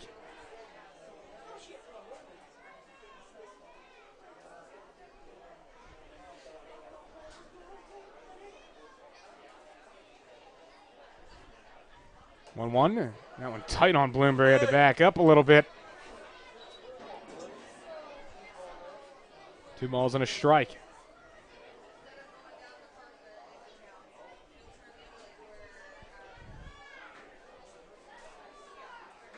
Ready? Here's the 2-1 from Allen.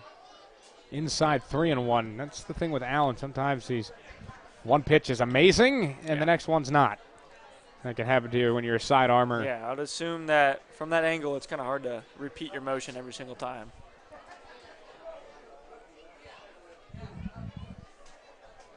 Here's a 3-1. Outside ball 4, a 2-out walk. First free pass surrendered by Allen.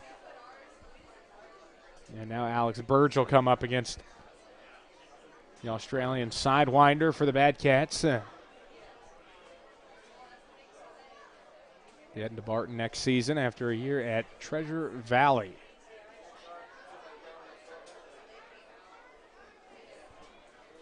A dual role guy. He can close, long relief, and start. Whatever you need from him.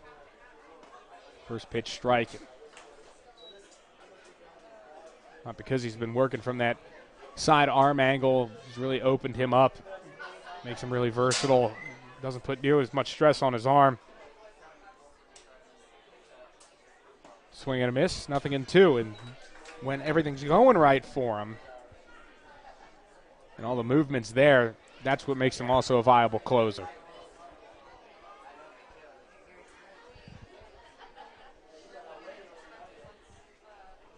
Way ahead here on Burge, 0-2.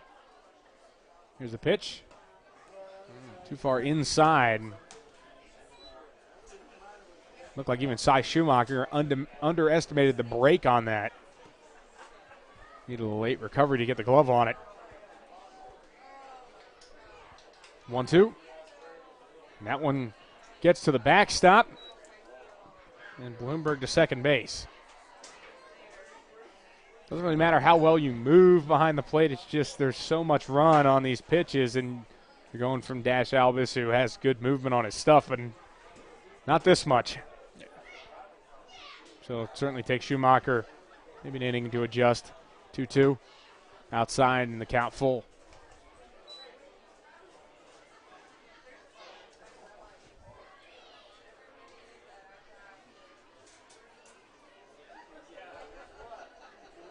So I have a payoff pitch.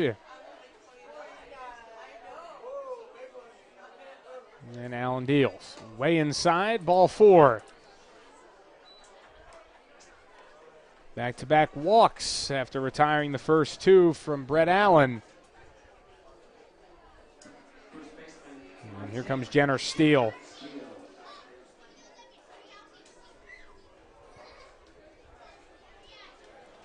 And Steele's been trouble in this game. 2 hits, 1 RBI.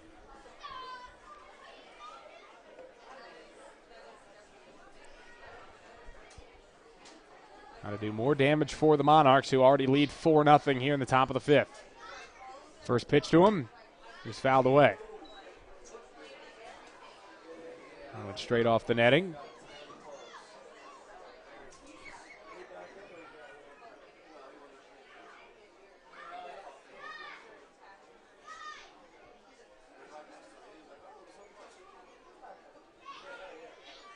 Now letting that arm swing.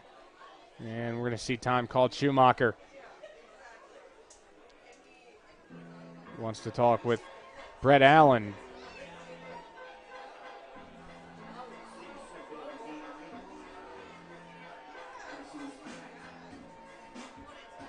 Allen ready to go. Runners on first and second. An 0-1 count here to Jenner Steele.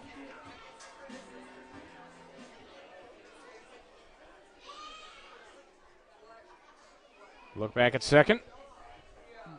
And the 0-1. Steele watches this one way outside, and another one gets to the backstop on Allen. Now they're on second and third, and Roger Ward doesn't look too happy as he heads to the mound. Because as much as, yes, it is an adjustment, you'd like to see that adjustment made by now after 3 have gone to the backstop. Yeah. It seems like all the pitchers today have been struggling throwing strikes. How many combined walks do we have today?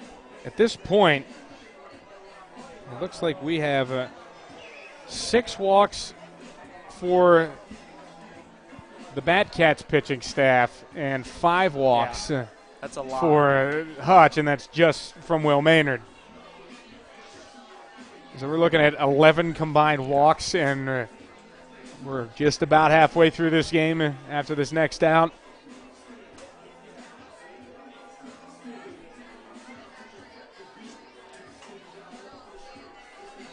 I mean, you look at the lines today for both teams. Batcats have no runs on 2 hits, but they've left 7 on base, while the Monarchs have 4 runs on 5 hits, and they've left 5 on.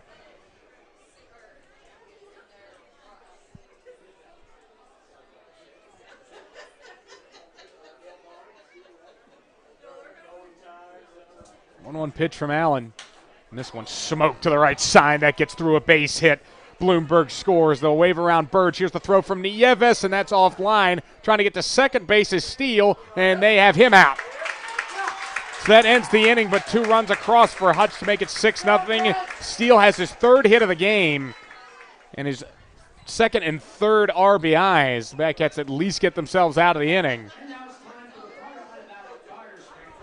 Here's Darren McHugh again talking to the home plate umpire, Doug Clark. There's been a lot of conversations between McHugh and Clark in this game. But this one seems friendlier than the other ones that we've seen so far. This one, there may have been something going on there. Now it looks less friendly. Started friendly and then went downhill. Bottom of the 5th coming up next, 6-0 Hutch.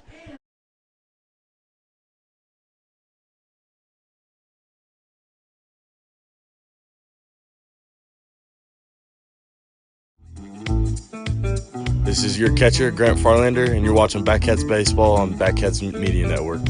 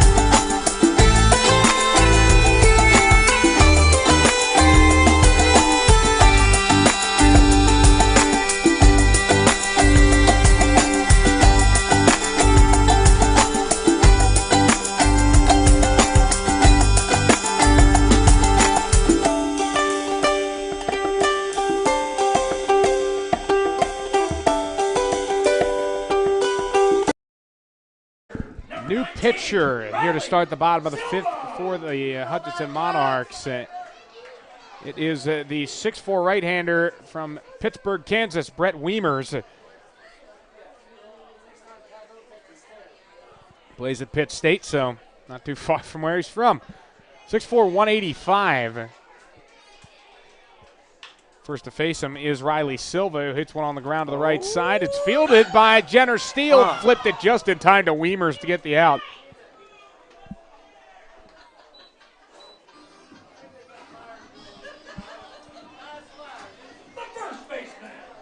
And this will bring up Bodie Waller with one out.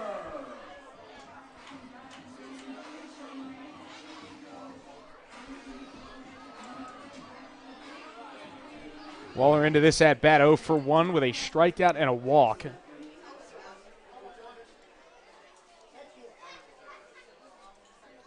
Wiemers gets a swing and a miss out of Waller there, and it'll be 0-1. Wiemers 2.25 ERA, 8 innings pitched. Giving up 13 hits but 4 runs, so he's got out of trouble in a lot of his starts and actually appearances, as he hasn't started all season. But that's a strike there to Waller, 0-2. Last appearance, my apologies, is at Derby on the 24th. So just 3 days ago, 2 innings pitched. Gave up 3 runs, 2 of them earned on 7 hits. Swinging and a miss there from Waller, and he's eliminated in 3 pitches.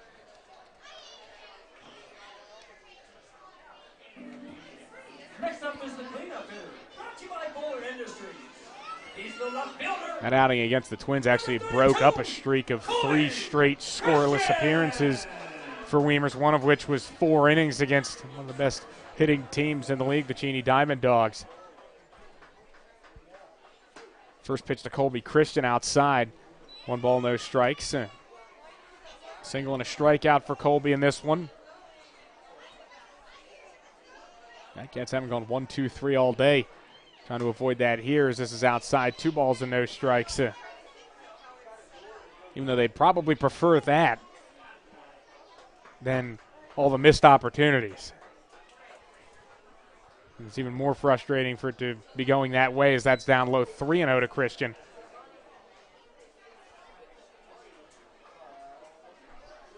Suns decided to make an appearance here at Al Burns. It looked like it was going to be heavy clouds all day.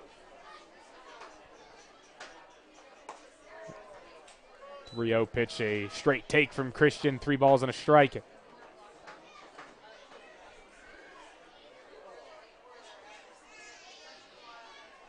(3-1), and Christian fouls it away. 3-2. Pretty much a mirror image to Colby's first at bat. Got ahead 3-0, and then ends up going to 3-2. Ended up striking out in that at bat. See what happens here as Wiemers is at the belt from the line. The pitch, and he catches the outside corner, and that's strike 3. 1-2-3 inning. 2 strikeouts for Wiemers. And it's 6-0 going to the 6th inning here in Great Bend. This is infielder Colter Maldonado, and you're watching Batcats Baseball on the Batcats Media Network.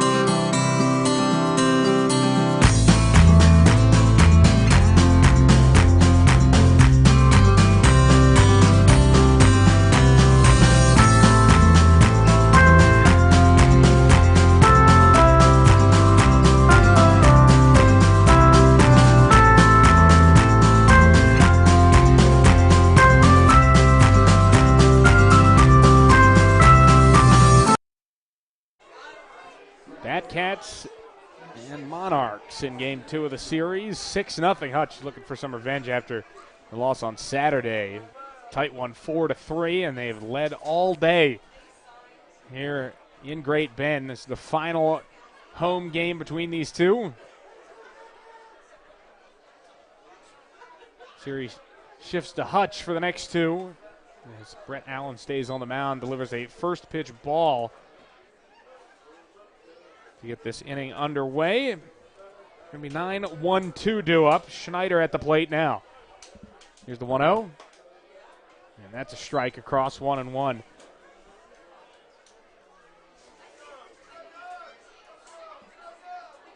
Allen an inning and 2/3 so far.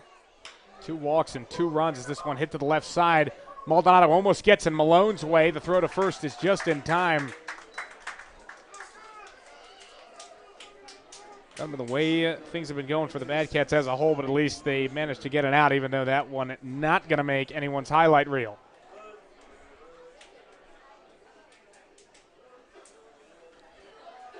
Time to start the 4th time through the lineup as Lane Brewster comes to the plate against Allen. First pitch strike.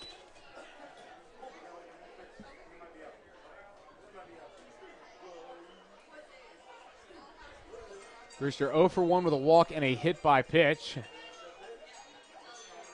As the 0-1 comes in outside, 1 ball and 1 strike.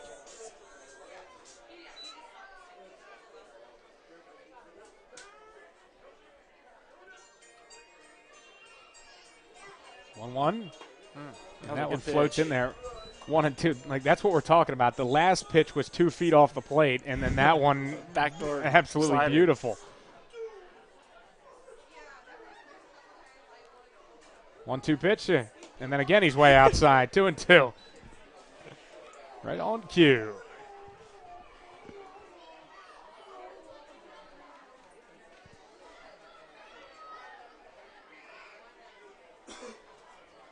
Allen ready, and he deals.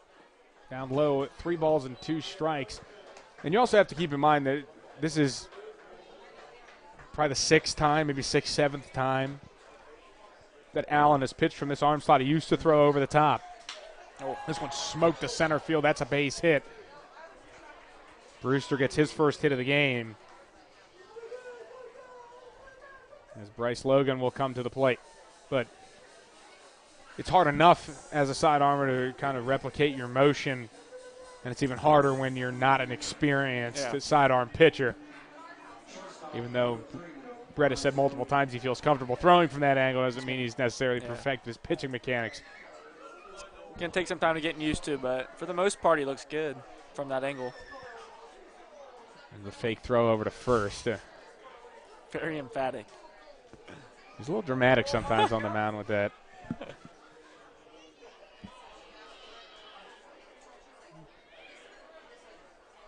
First pitch to Logan on the corner for a strike, 0-1.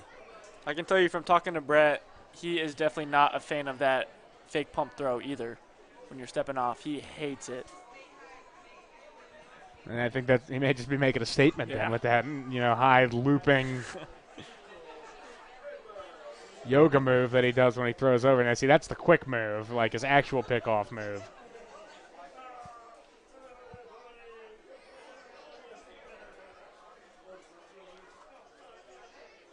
No balls and 1 strike as Allen looks at first. The pitch popped up right near the mound, and Colter Maldonado calls everybody off to make the catch. It's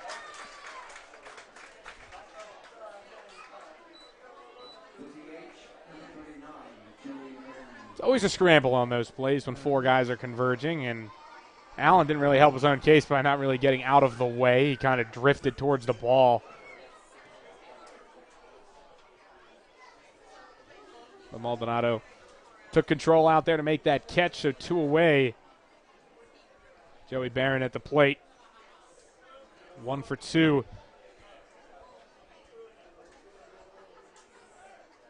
There's this one up high, throw down on a steal, as it's not going to be in time. Brewster gets in a scoring position with that stolen base.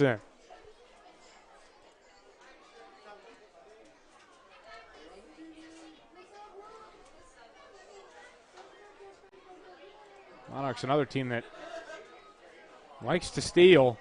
That right there, 28th stolen base for them this season. And Brewster's 6th. He leads the team.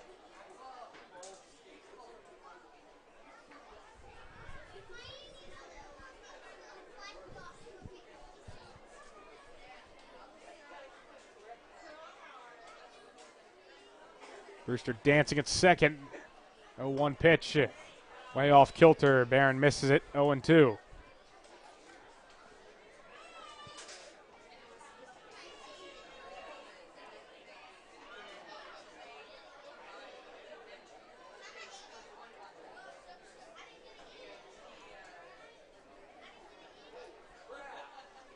Allen trying to put a 0 on the board for the Cats.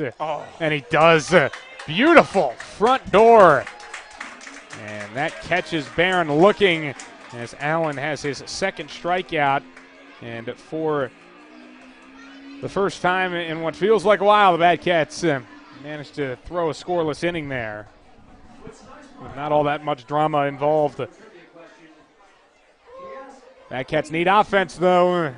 And then towards the later part of this game, bottom of the 6th is next, and it's 6-0 Hutch.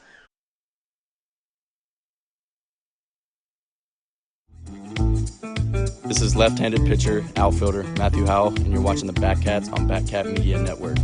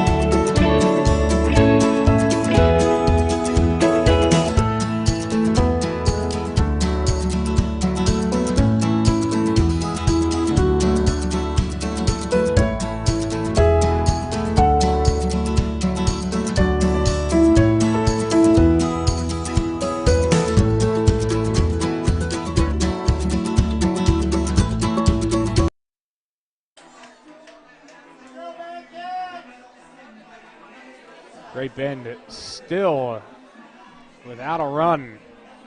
Down 6-0.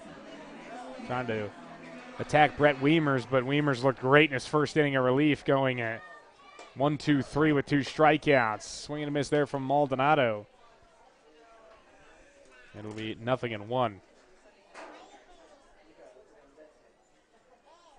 Quickly into his motion again. 0-1 pitch and another swing and a miss, and it's 0-2. Line complete for William Maynard. He ends up going 4 innings. Gave up no runs, only 2 hits allowed, but he walked 5. Did strike out 5 as well. That one's outside 1-2.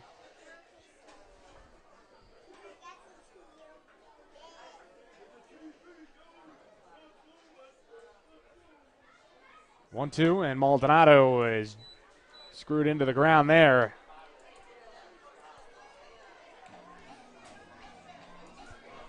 The catcher, number 26. 3 straight strikeouts for Weimer. Shoemaker.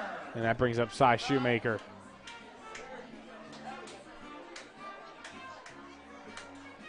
Cy 0 for 1 with a walk.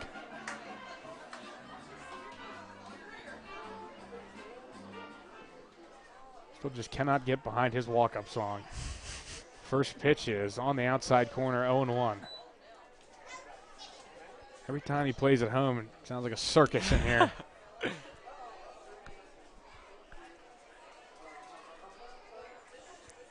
We've had everyone comment on it. I think someone said elevator music. Yep. 0-1. And that one down low, 1-1. Maybe he's just trying to get himself to laugh before he goes to the plate. Maybe that loosens him up.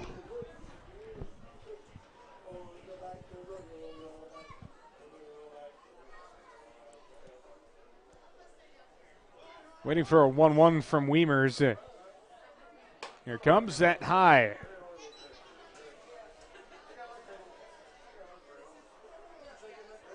And the count moves to 2-1.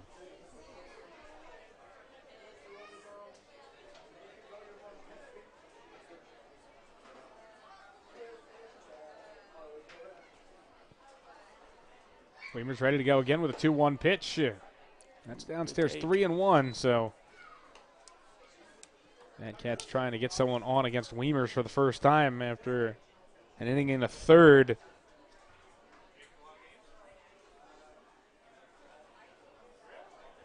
Cats have been patient. It just has not paid off in the end, even with the 5 walks. 3-1. Swing and a miss from Schumacher. And the count full at 3-2. You're going to need base runners down by 6. Here's the payoff pitch. High and away. So Schumacher gets on. This 6-0 deficit, the largest deficit for the Batcats in what seems like forever, because it almost has been when you think about it. June the 3rd, 8-0. That was the last time they were down this many runs in a game. I had PTSD from that game. It's a little bit chippy down there in Hayes, for those that don't remember.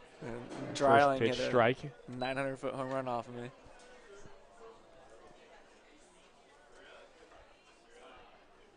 That's a tough squad. They had a lot of really good Division I talent on them. Yeah. A couple guys from Oklahoma and Dryling from Tennessee. 0-1. Down low, 1 ball and 1 strike. Speaking of Tennessee, what a stunner that turned out to be for the Vols. Tough way to end it in the Super Regional. Notre Dame stuns them. Made it to the College World Series, which was just decided yesterday. Ole Miss with their first title. It's been all about Mississippi the last couple of seasons, both Mississippi State and Ole Miss. And now won College World Series. That's a strike to Gotro.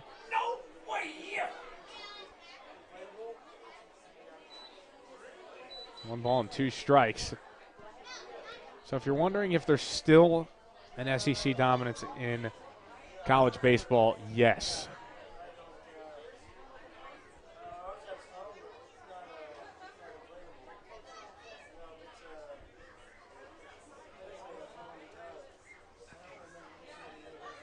Weimer's with a look over at first. Here's the 1-2. Swing and a miss. He chased the high fastball. 4 strikeouts for Weimer's, and that brings up Rathan Malone. Number 2, Rathan Malone.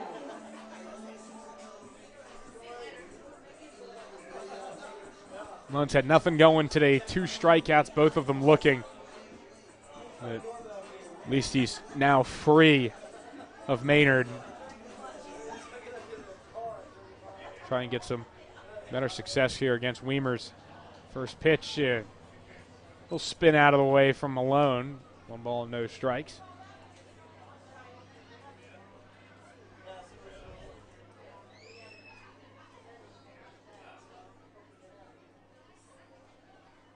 Weimer's comes set. Here's the 1-0 pitch. Fastball that's fouled away. And the count moves to 1-1.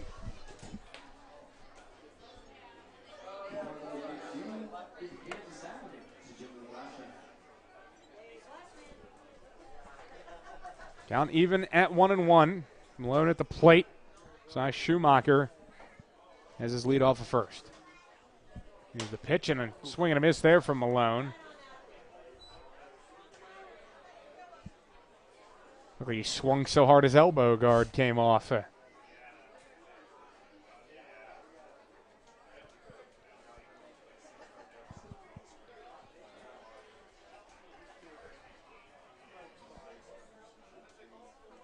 That's 1 ball and 2 strikes. The pitch. That one stayed way too high, and it's 2-2.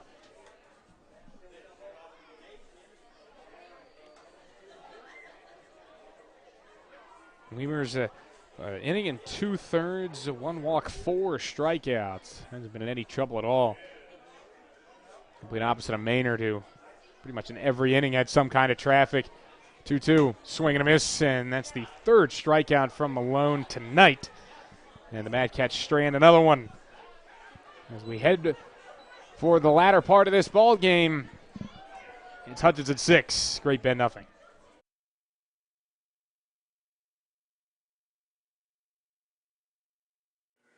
Hi, this is Roger Ward, head coach of the Great Bend Batcats.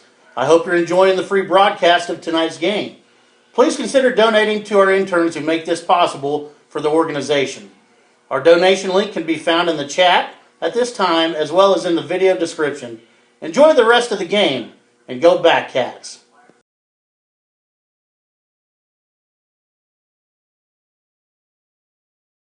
Right here in the center of the whole USA, on the bend of a river, in the heart of the sunflower state.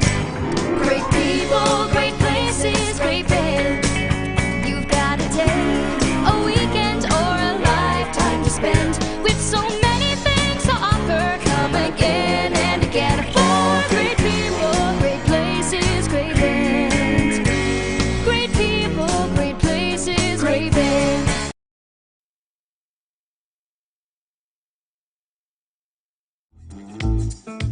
This is infielder Brady Kreitzer. You're watching Batcats Baseball on Batcats Media Network.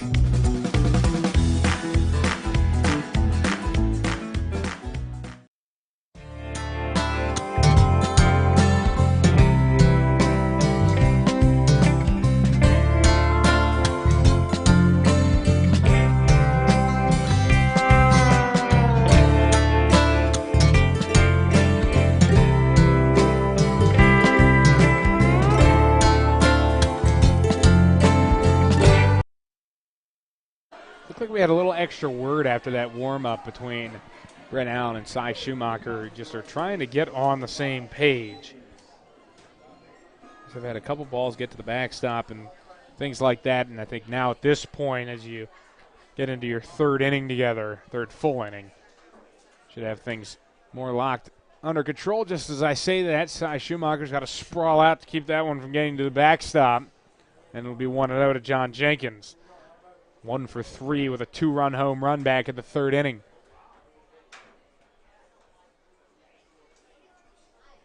One-0 pitch, and this one on the ground to third base. Slow roller to Maldonado, and his throw is right where it needs to be. And that's out number 1.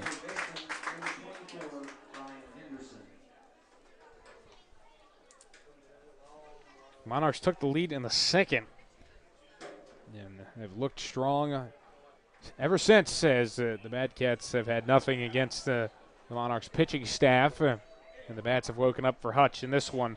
Ryan Henderson to the plate now. First pitch from Allen. And this one on the ground over to shortstop. Rathan Malone's got it, throws, and that's in time, and there's 2 away. 2 quick outs for Brett Allen here in the top of the 7th inning. And Jimmy Bloomberg will come to the plate.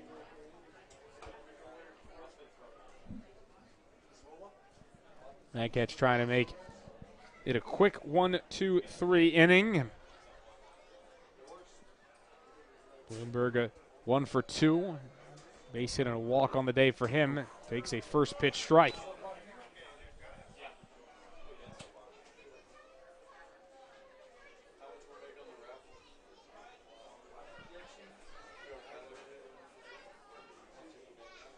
Allen going to work again with the 0-1 pitch.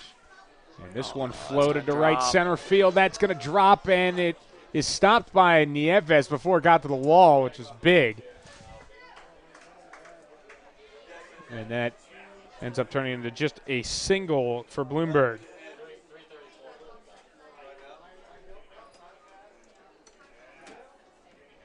And that 2-out knock brings up Alex Burge. 0 for 1 with 2 walks.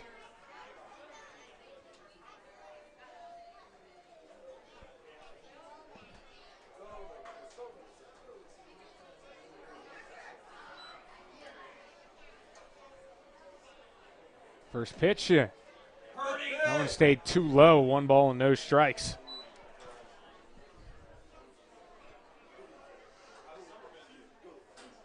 Batcats have not been able to notch a 1-2-3 inning from a pitching staff standpoint all day, and that kind of tells you why we're here at a 6-0 game. Brett Allen working in long relief.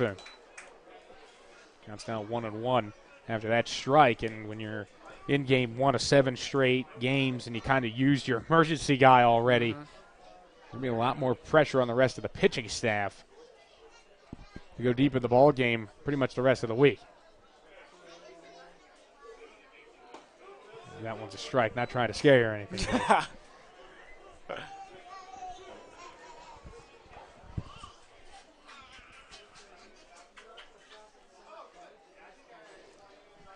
So it's a ball and 2 strikes. And the pitch. He gets a swing and a miss out of Birds there, and not a pretty one. As now he's out. They were just waiting for Birds to officially get out of the baseline before they called that an out because first base was occupied, but there were 2 outs. So you just had to wait for that to conclude itself as Allen gets his 3rd strikeout and gets out of the inning as the Monarchs strand one over at first base. Time to stretch here in Great Bend. Batcats trailing by a bunch.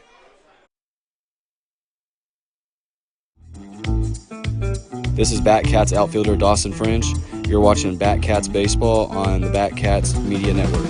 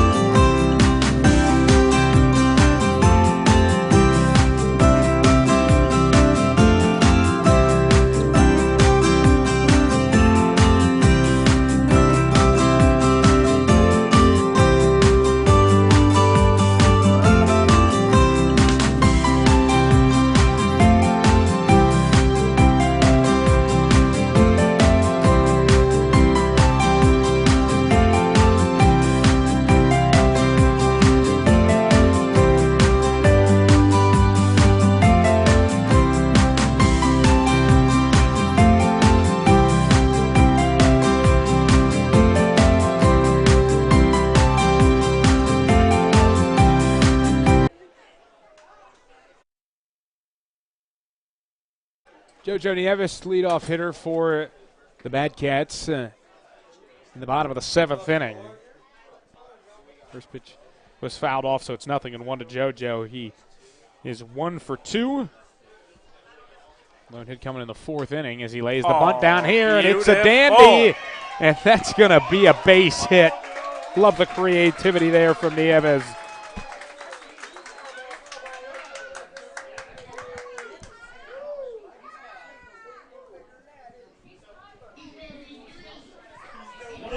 He loves to drop that bunt down from time to time, and if the defense isn't on it, Nieves can beat those out. Yeah. With his speed, that's a very big part of his game. I think that's what the Batcats could really use in this one. They have not had the leadoff guy on since the 1st inning. And you're not going to get a big inning if you don't get that leadoff guy on. So we'll see how the Batcats take advantage of it here as the first pitch. Swing and a miss by Alex Rogers, 0-1.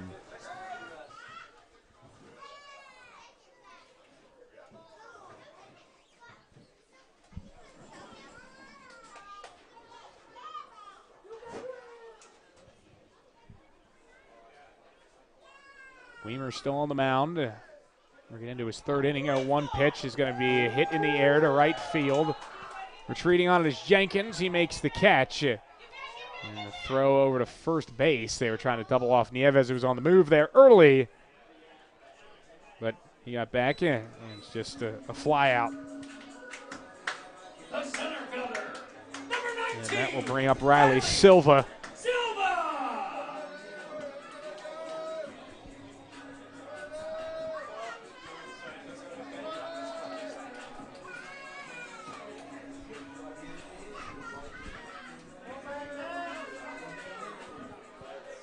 Silva 0 for 3 today. He's reached on a fielder's choice in the first, but that's really been it for him.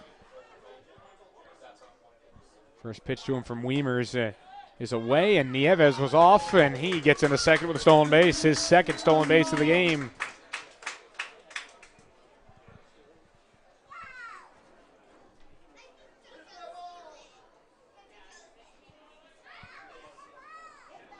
So he's in scoring position as the Bad Cats try to get rid of that goose egg in the runs column.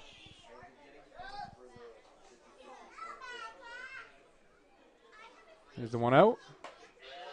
That's outside, 2-0.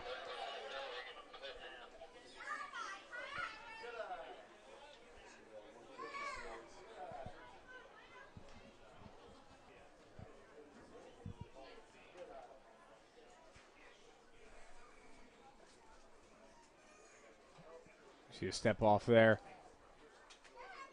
Looked like the catcher, Alex Burge, needed a minute.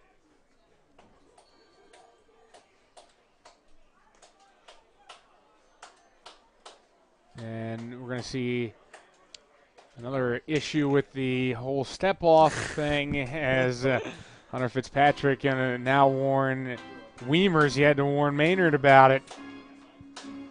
Got to pump fake that throw.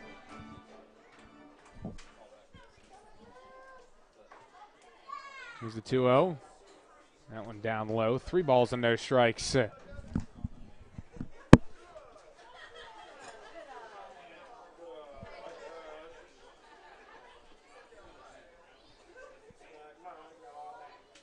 So we're trying to reach for the second time. A 3-0 count. Probably a red light here, certainly, but it's a strike, 3-1. Looked like he was taken all the way there as the Bad Cats need base runners. Nothing you can do with just one guy on, down by 6.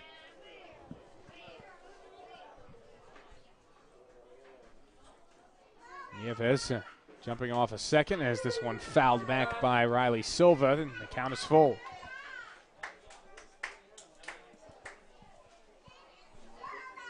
Nieves reached on that bunt single, and Rogers with a fly out. 3-2 count here to Riley Silva. We're in the bottom of the 7th inning. Monarchs lead at 6-0.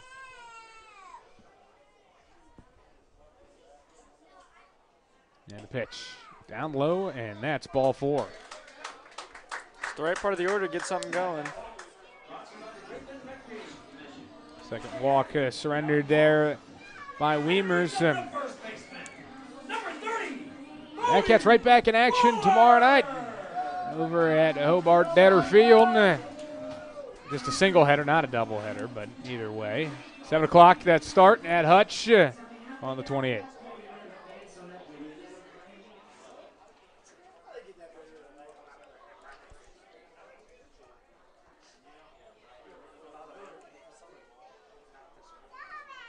As this pitch to Bodie Waller misses. 1 ball and no strikes.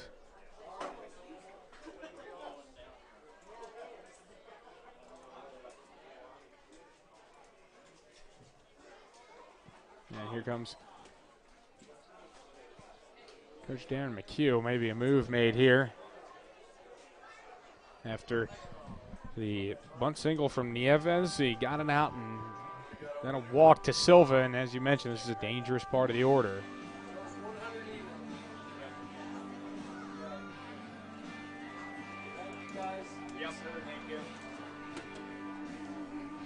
As this is a quick meeting in the end. Now we got it right. Next time out for the Bad Cats, 6:28 at Hutch. 7 o'clock at Hobart Detter Field. If you can't be at Hobart Detter and Hutch, we'll have the game here on the Bad Cats Media Network.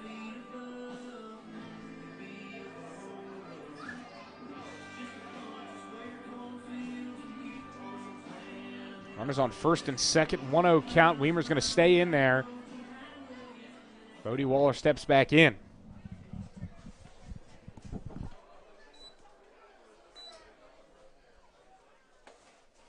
Here's the pitch. That's a strike as he gets back in the zone. 1-1 to Waller. 2 strikeouts and a walk for Bodie.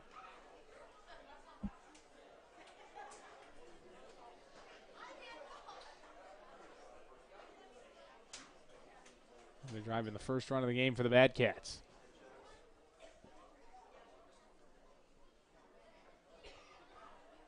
And the pitch.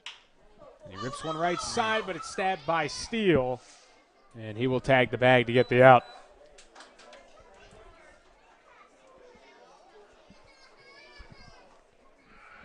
Bad Cats do get advancements from Nieves and Silva, but now there's 2 away. Brought to you by Bowler Industries. He's the left fielder, number 32, Colby. And this will be Colby Christian. Bad Cats running out of chances in this one. First pitch, a check swing from Christian, was a strike anyway, 0-1. Christian has struck out twice.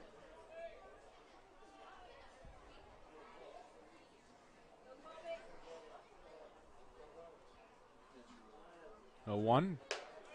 That's up and away. 1 ball and 1 strike.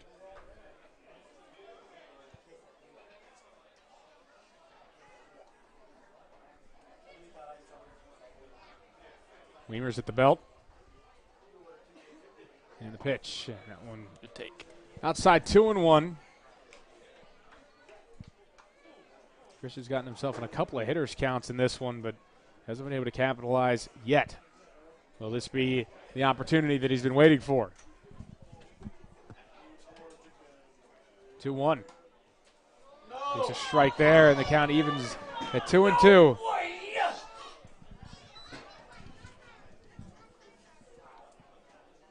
Weimer's gets out of this. With the current situation as it is, the Bad Cats will then have left 10 guys on base in this game. 2-2. Fouled straight back by Colby. Missed that one by much.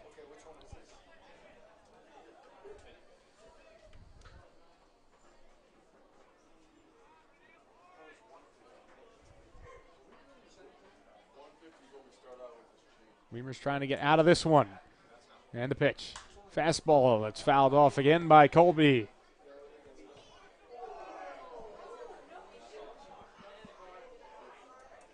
Colby just nailed a card, sounds like. Yeah, that did sound like it. Was not soft, that's what I'm going to say. Just the sound that made when it hit. 2-2. And this one ripped to left center field. That drops the base hit. Nieves going to score right behind him, Silva. As that one got out towards the wall, Christian gets the second with a 2 RBI double. Clutch hitting. The Mad Cats needed it badly, and they cut into the lead at 6-2.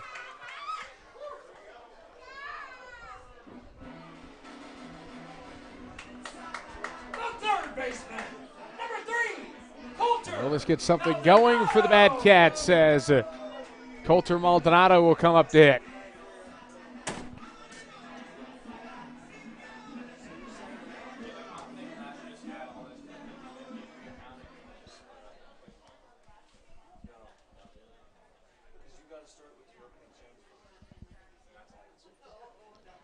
And the first pitch is taking a strike to Maldonado, 0-1.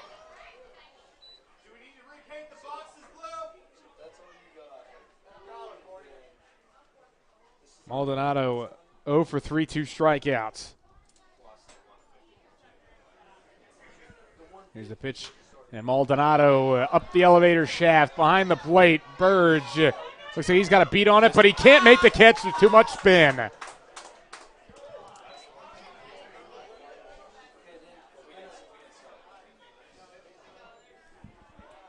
Some of the toughest plays in the game to make right there when that gets popped up right behind the plate and the catcher's trying to make that one because those normally have a ton of spin. They're very difficult to track down, especially when the catcher has to throw the mask off and find it quickly. So Maldonado gets a second chance. Can he take advantage? The pitch. Oh, good fight. Fouled away. That was a tough one just to get the barrel on. Didn't want to take a chance.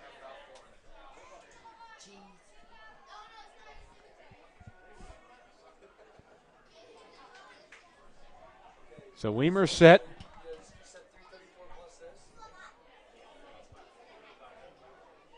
Here's the 0-2. He hits this one in the air, right side, won't get out of the infield as Bloomberg squares it up, makes the catch. And that ends the inning, but the Bad Cats get 2. Colby Christian's double. Gets this one a little bit closer. A 4-run game as we head for the 8th here in Great Bend.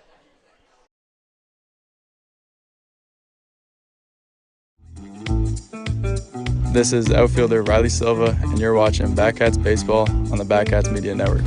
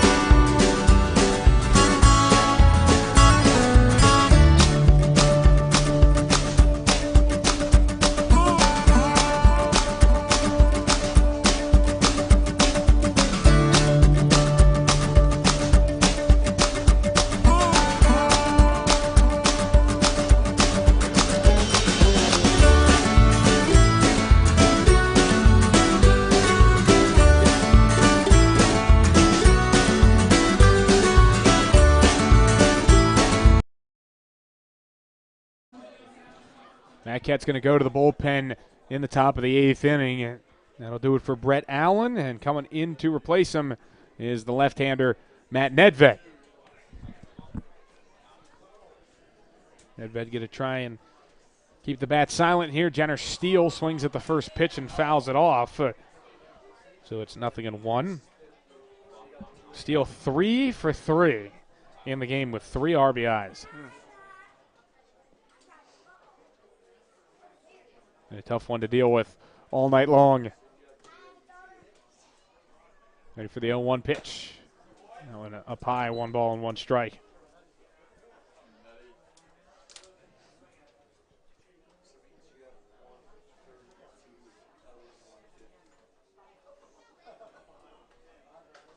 One from Nedved. Oh. Foul tipped and it caught Cy. Right in the mask. Looks okay though. 1-2. Brett Allen's final line for the day. Goes 3 2/3 innings. Gave up 3 hits, 2 runs, both of them earned. Ended up walking 2 and striking out 3. Kept the Bad Cats in it for the most part. Now it's up to Nedved in the later innings, 1-2. And this one hit towards the middle, and Gotro can't stop it. It trickles into the outfield, a base hit for Steele. He is 4 for 4.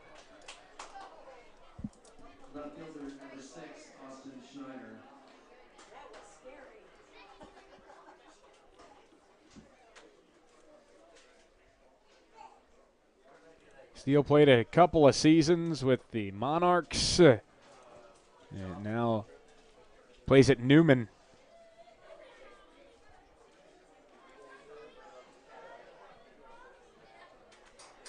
A big day today for these Monarchs. 4 for 4, 4 singles for him as a strike taken by Austin Schneider.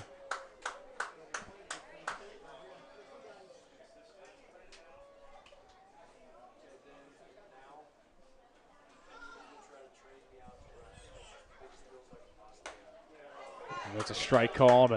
0-2. We're talking about Schneider early in the game and just finishing that thought. I mean, what a job this season by New Mexico State. They had a real gutsy outing all season in the postseason. The WAC tournament, they were far from favored to win that, and they ended up winning that. And Went to the Corvallis Regional and nearly upset Oregon State in the first game of that and went to extra innings. That was high 1-2, ended up losing it probably about the most brutal way you can, a walk-off walk. Yeah.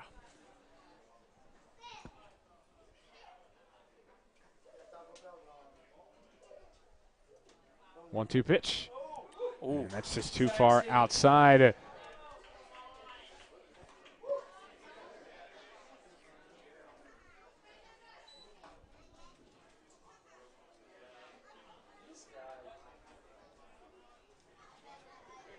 So the count's 2 balls and 2 strikes. And the pitch. And this one popped up in a foul ground, but that one going to get out of play.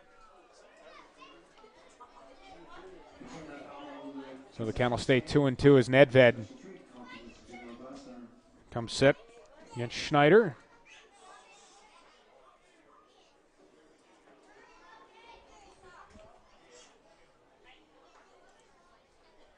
Here is the 2-2 pitch. And that's on the outside corner, and he gets the strikeout. First punch out for Nedved.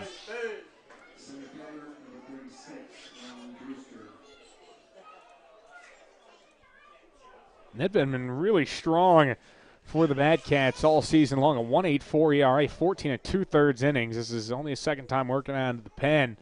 12 strikeouts to 4 walks, and for a guy that didn't play all that much at Barton, he's really stepped up when the Bad Cats have needed him, as this one's fouled off, 0-1. We talked about it in his last start, but I mean, for a guy that's kind of finishing up his baseball career here with the Bad Cats, going to Kansas State next season, will not be playing for the Wildcats. Really kind of emptying the tank and playing well. Here's the 0-1, swing and a miss there, 0-2. Yeah, he's been nails for us all year. It's been fun to watch.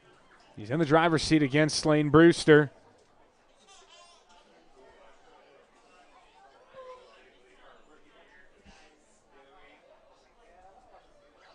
Then the pitch. Oh. Now check swing. Did he get him to go? Yes, he did. Back-to-back strikeouts for Nedved. Now Bryce Logan strides in. Righty against lefty here. With a runner on first base, 2 out. Hutch holding a 4-run lead.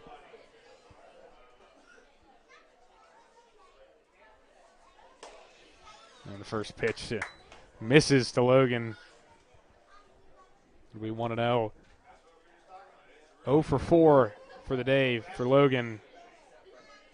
Does have a run scored after he reached on an error in the third. 1-0 pitch. And that late action really looking good for Nedved, 1-1.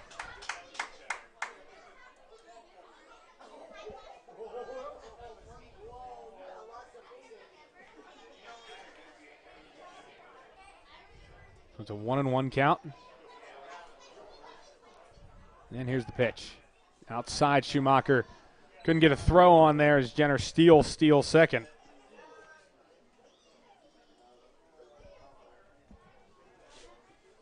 Yeah, that's a mouthful. Jenner steals second. 2 balls and 1 strike. Here's the pitch. And another swing and a miss there. 2-2. Breaking ball has been his bread and butter all night. I don't know if we've seen a fastball yet. Trying to strike out 3 in a row after that leadoff single allowed to Jenner Steele.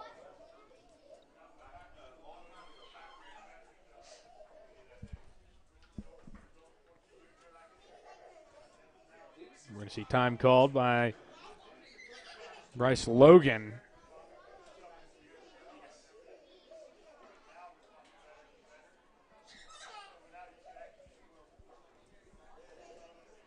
Here's the 2-2.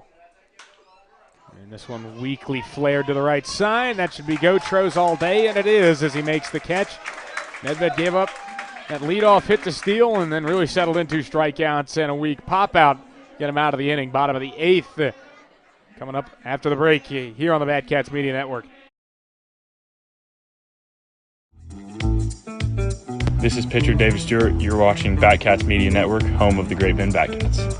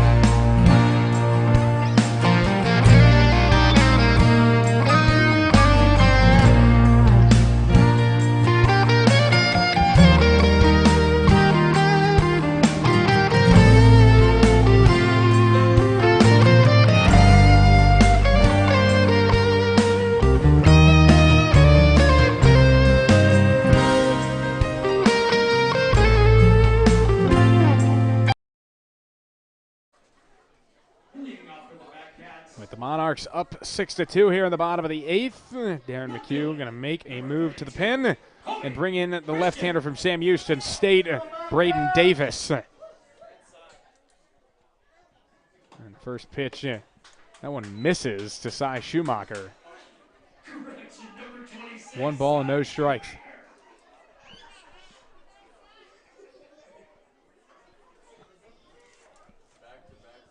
So it's 1-0 to Schumacher, who's 0 for 1 with a couple of walks. Batcats need to get a rally going here against Davis. Left-hander with the 1-0. It's a strike in there, and it's 1-1.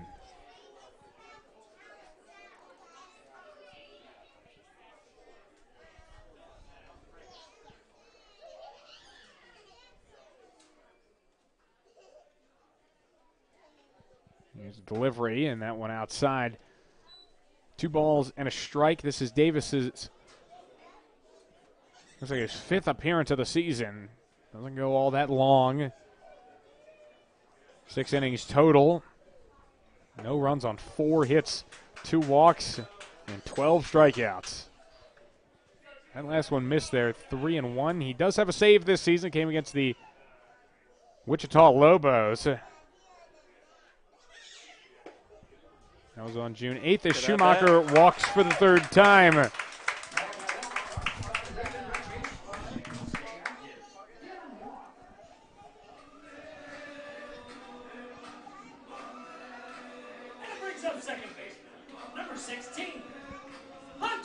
So now it's Hunter Gotro. Batcats got the leadoff man on.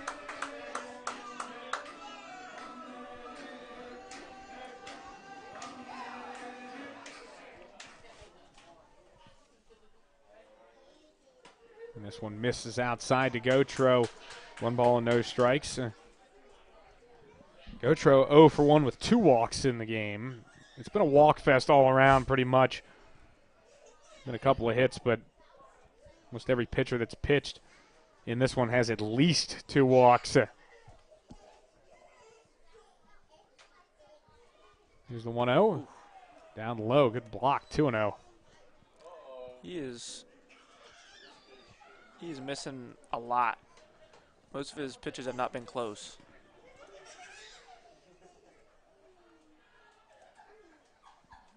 A little bit off kilter for the lefty from Sam Houston. Here's the 2-0. Way inside. It looks like Burge doesn't know where it's at, and that gets Schumacher to second base. And Davis was a guy that got time with the Bearcats. 16 2/3 innings, gave up 3 runs on 8 hits, 20 strikeouts to 5 walks all season. So one of the premier relievers in the WAC.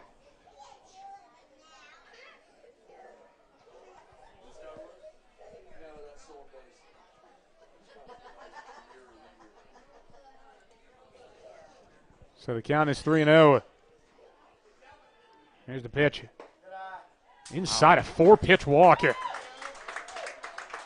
Just doubled his walk total for the year.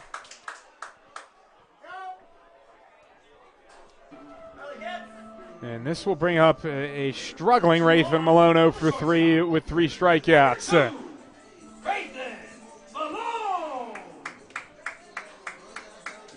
But a big spot for him here as the Bad Cats trail by 4, 2 runners on, none out. First pitch, swing and a miss from Malone. And it's 0-1.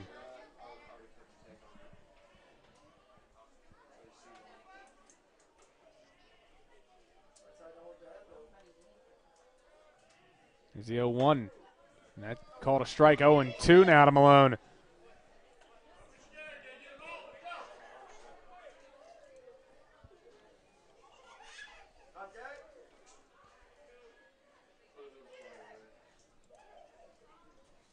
Count 0-2 and a 3-pitch strikeout. And Malone goes down on strikes for the 4th time.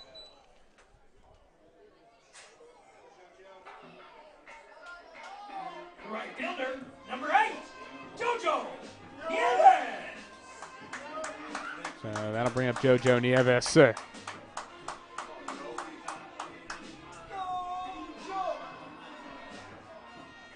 Nieves 2 hits and 3 at bats. And the first pitch called a strike to Nieves, 0-1.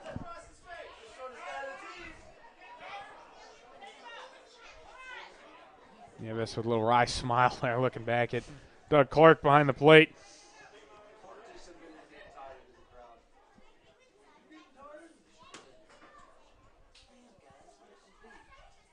Nieves will see an 0-1.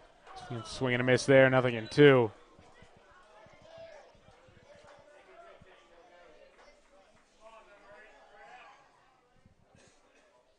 Nieves has 2 stolen bases when he's gotten on. So he's made a lot of impacts for the Bad Cats. Still need more from him, though, here with an 0-2. Outside. And the count will be a ball and 2 strikes.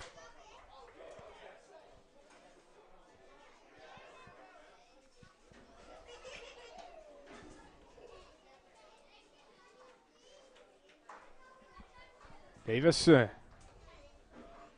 comes set, looks back at second and the 1-2. And that one hit the knee, strike 3 called. They throw down to first. Gotro got back in. That pitch hit the dirt.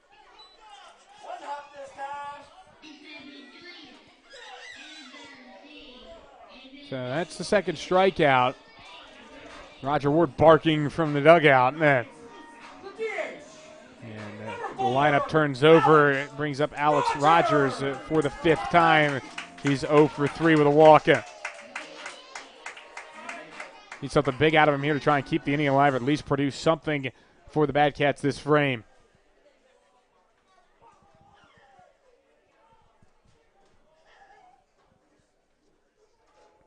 First pitch is inside, getting away from the catcher, Bird. Schumacher and Gotro advance.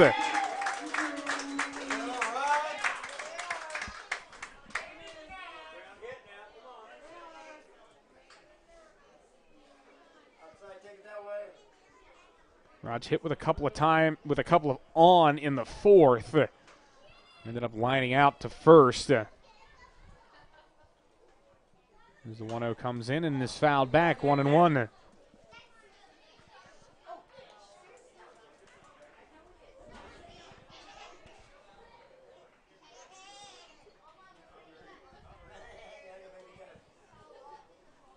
Cats just needed another situational hit. They got one from Colby Christian in the 7th to get him 2 runs. Need one here from Rogers with the 1-1. Down low, 2 balls and 1 strike.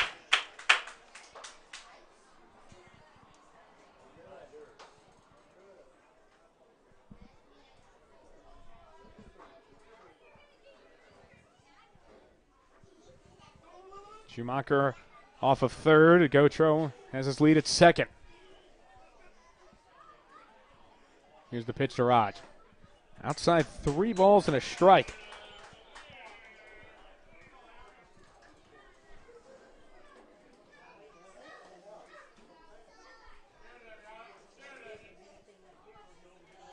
Walk would load the bases for Riley Silva and bring the tying run to the plate.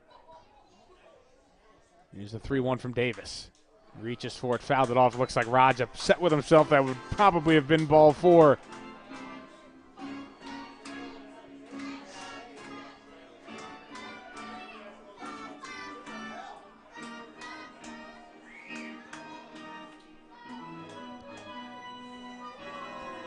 Big 3-2 coming here from Davis. The pitch on the ground right side. Bloomberg's going to make the play, and that will end the inning, and the Batcats are turned away in the bottom of the 8th inning, and it stays a 6-2 game going for the 9th here on the Batcats Media Network. We've all heard what they say about us. Flyover state, middle of nowhere, a bunch of country folk. Go ahead and fly on over. There's nothing going on. Nowhere to be. And yeah, we've got a lot of hard-working, entrepreneurial, best neighbor you could ask for farm families. We're proud of Kansas, and that's why we built our entire network for it. Next Tech Wireless, keeping Kansans connected.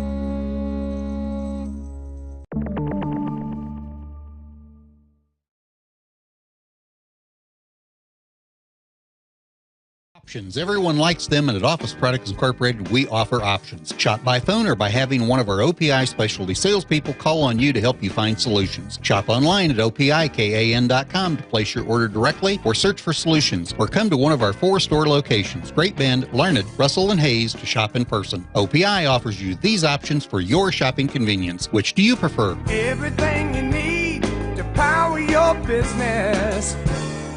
OPI.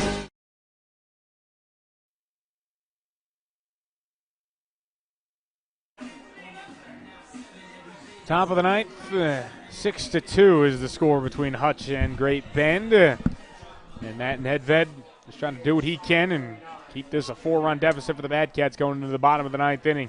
Got to get through 3, 4, 5. As the Monarchs start this inning with Joey Barron, the designated hitter. And the first pitch, and that went in for a strike, 0-1. Wow, that batter was not happy with that call.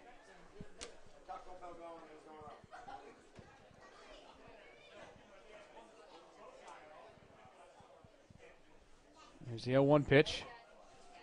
And that one, 1 ball and 1 strike, as that's way outside.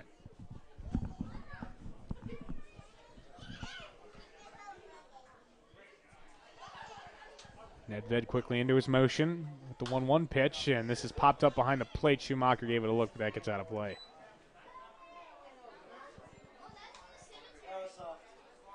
So the count now 1-2. Nedved pitched well in the top of the 8th inning.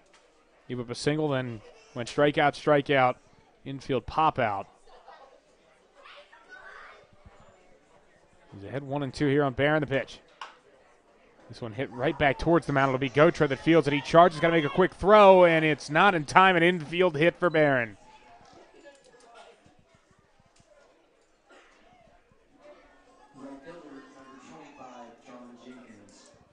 And that'll bring up John Jenkins, who's already gone deep in this game. 1 for 4 with that 2-run shot.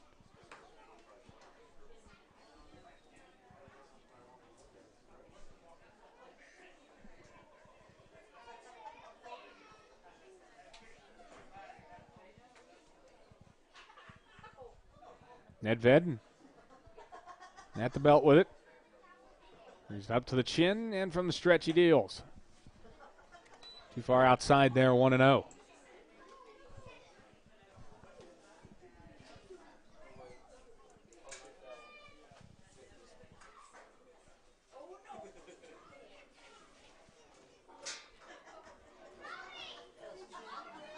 They're ready, 1-0. Nedved deals again, and this one turned on and hit well out towards left. But Colby Christian is right there to make the catch for the first out.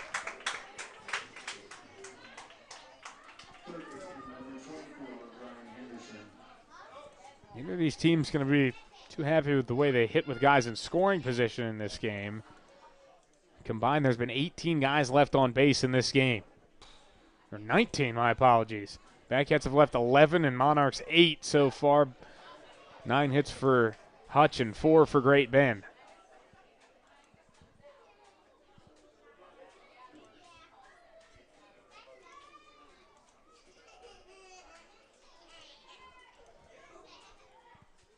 And the first pitch here, a strike to Henderson, 0-1.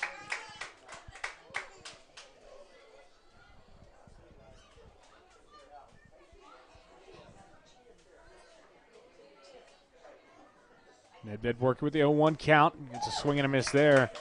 0-2, and that's just such a great pitch. Looks like it's going to come right over the plate and be something you can drive, and then it's just right in on your hands by the time you're swinging. You've already committed to it.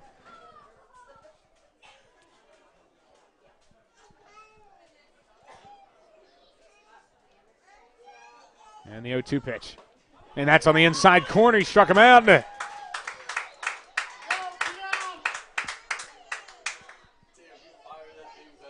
Nedved with 3 strikeouts. And there are 2 away. He's got to get Bloomberg here to get those bats back in the dugout, give him the best chance possible to come back in the game.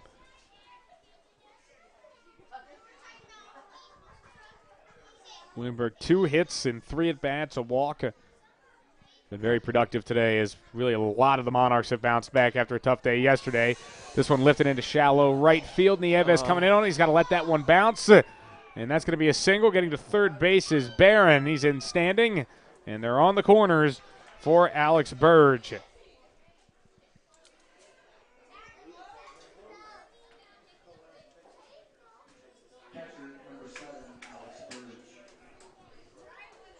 Burge 2 walks. A line out and a strikeout. Good matchup, though, for Nedved with 2 lefties going at it.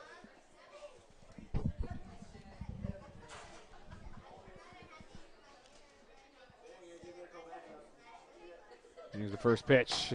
Too far outside. Count will be 1-0. Nedved's going to want to attack here because Jenner Steele's on deck, who's 4 for 4.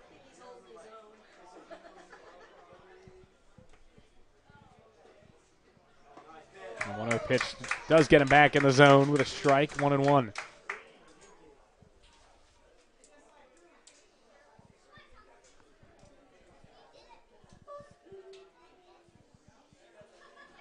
Nedved trying to work ahead. Even now in the 1-1, another great breaking ball, 1-2. Said it many times today for Nedved. He's had great control.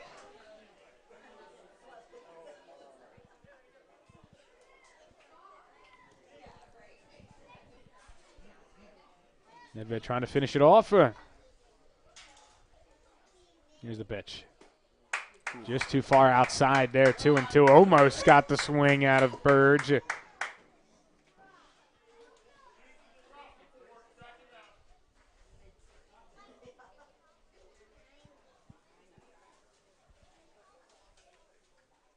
From the chin, the pitch. And too far outside as well, and the count's full 3-2.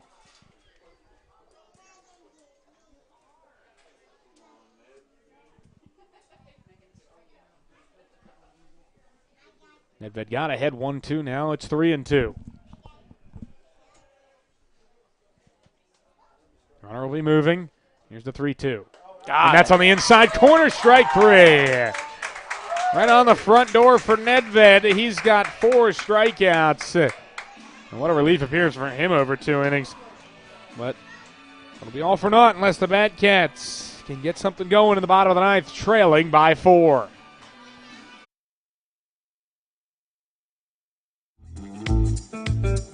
This is shortstop Dre Amaral, and you're watching the Batcats Media Network, home of the Batcats.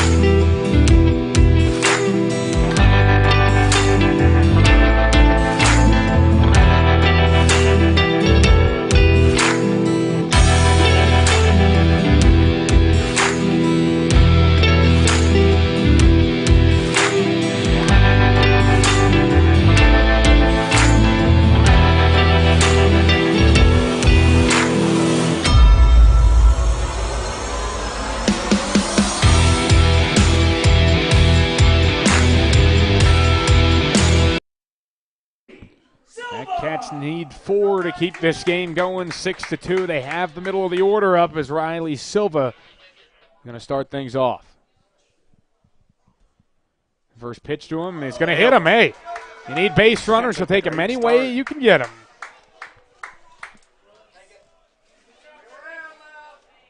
It's the third walk allowed by Braden Davis, who's trying for the 6-out save. It's been a little bit stressful. He walked the first 2 in the bottom of the 8th, managed to get out of it. And he hits the first guy that comes to the plate here in the bottom of the 9th. Cody Waller going to come to the plate in the first pitch. Misses outside, 1-0. And the Bad Cats conjure up some magic here at Al Burns. First day in the Bend uniforms. Maybe we'll have something special about him as that one's up high, 2-0.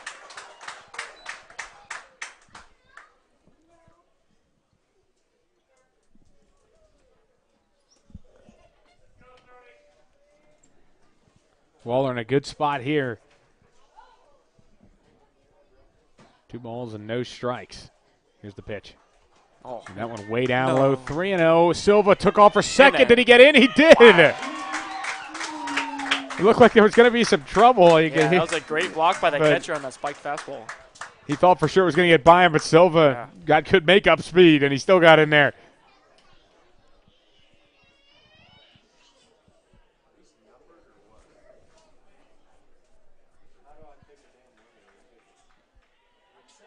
There is the 3-0. That one right in there for a strike, 3-1. Looked like a red light there for Bodie because no reason to swing, nothing he can do on his own. Try and get him on base, keep the train moving. 3-1 pitch. Another strike in there and a full count.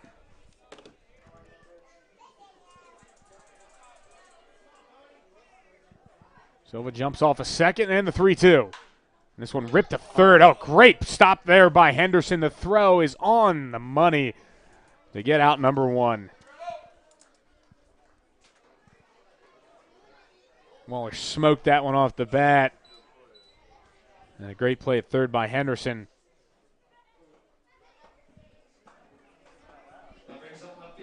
Keeps it with just a 1 man on for the Bad Cats, and Colby Christian coming to the plate.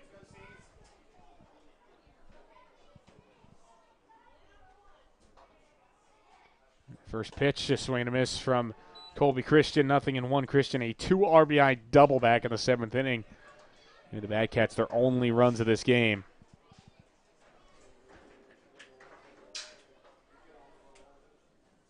No 1 pitch, high and away, 1-1.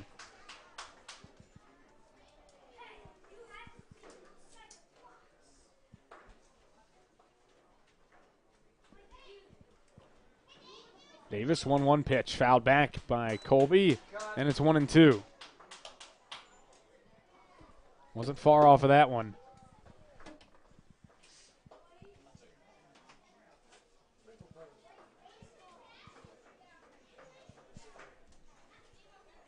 Colby got to defend here with a 1-2 count on him. Swings and misses. That one down in the dirt, so they'll have to throw down to finish it. And Burge does that. 2 away, and the Mad Cats down to their last out. There's the third strikeout for Davis. The Mad Cats' hopes are on the shoulders of Colter Maldonado, at least to keep them going. Third baseman, number 3, Colter Maldonado.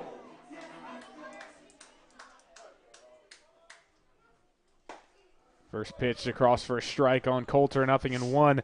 Maldonado 0 for 4, 2 strikeouts. Davis looking for a 6-out save. Even up this series with the Bad Cats. Here's the 0-1. Checks his swing. It's a strike on the outside corner anyway. And it's 0-2.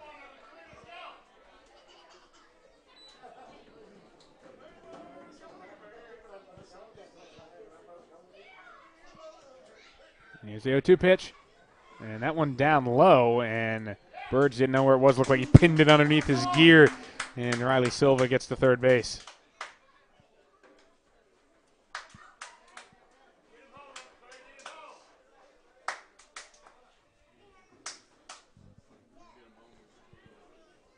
Cats down to their final strike. Here's the pitch. Up high, Maldonado took it, 2-2.